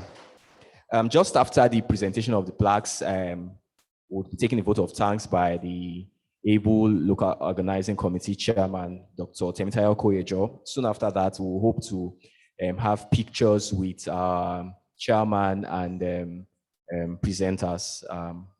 So we'll have that after the vote of thanks to be delivered by Dr. Temitayo Koyejo, Vice President of the Association of Resident Doctors, Senior Registrar, Orthopaedics and Traumatology Surgery of the National Orthopaedic Hospital, Igbobi. You're welcome, sir. Thank you very much. All protocols duly observed. I'd like to, on behalf of the executives and entire members of the Association of Resident Doctors of National Orthopaedic Hospital, Igbobi, like to show our appreciation to each and every one of us, those who could join us here for the event and those who joined us through Zoom. We'd like to appreciate each and every one of you for taking your time to attend this event. We also like to thank the medical director, the chairman of the occasion, and all the speakers who gave wonderful lectures today, of which we were truly impacted. And we hope that everything we learned here will make a difference in our practice and in our lives. So on behalf of all the executive members, we say a big thank you. And we hope that whenever we call on you to attend any further programs, that you'll be rest assured that we will all be there, and so that we'll have another exciting experience. Thank you all. And there is going to be continuation of the meeting following for members following this scientific program. Thank you.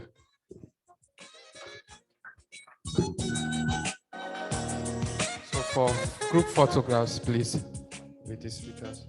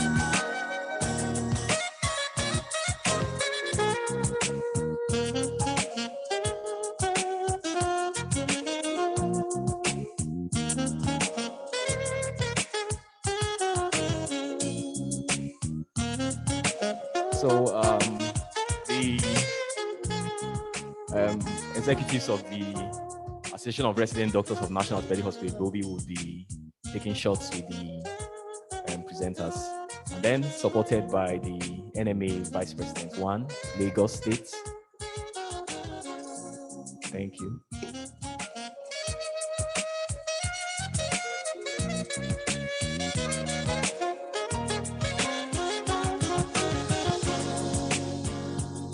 Okay, so we'll also be having photographs with other members of the Association of Resident Doctors. Please, sirs, and then Mars, kindly come over to take photos with the presenters, yes, and then the executives of the Association of Resident Doctors, Igbobi, National Orthopaedic Hospital, Igbobi branch.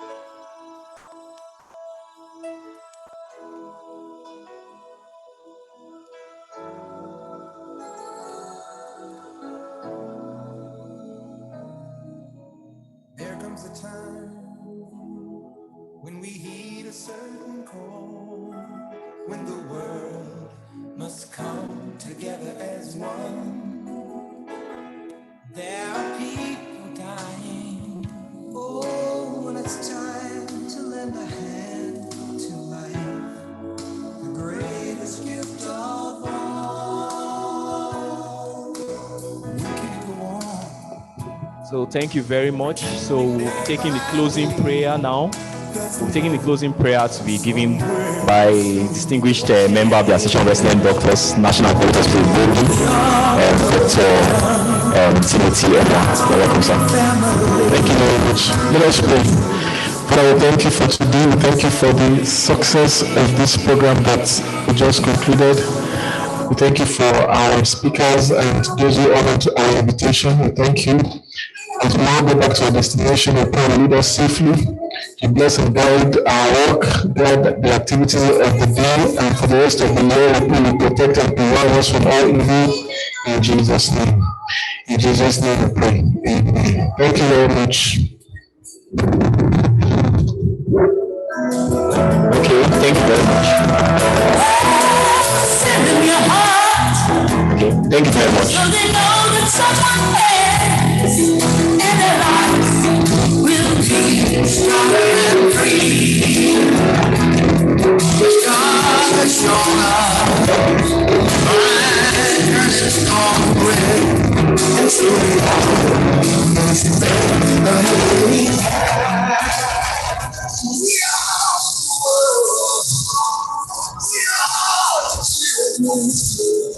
We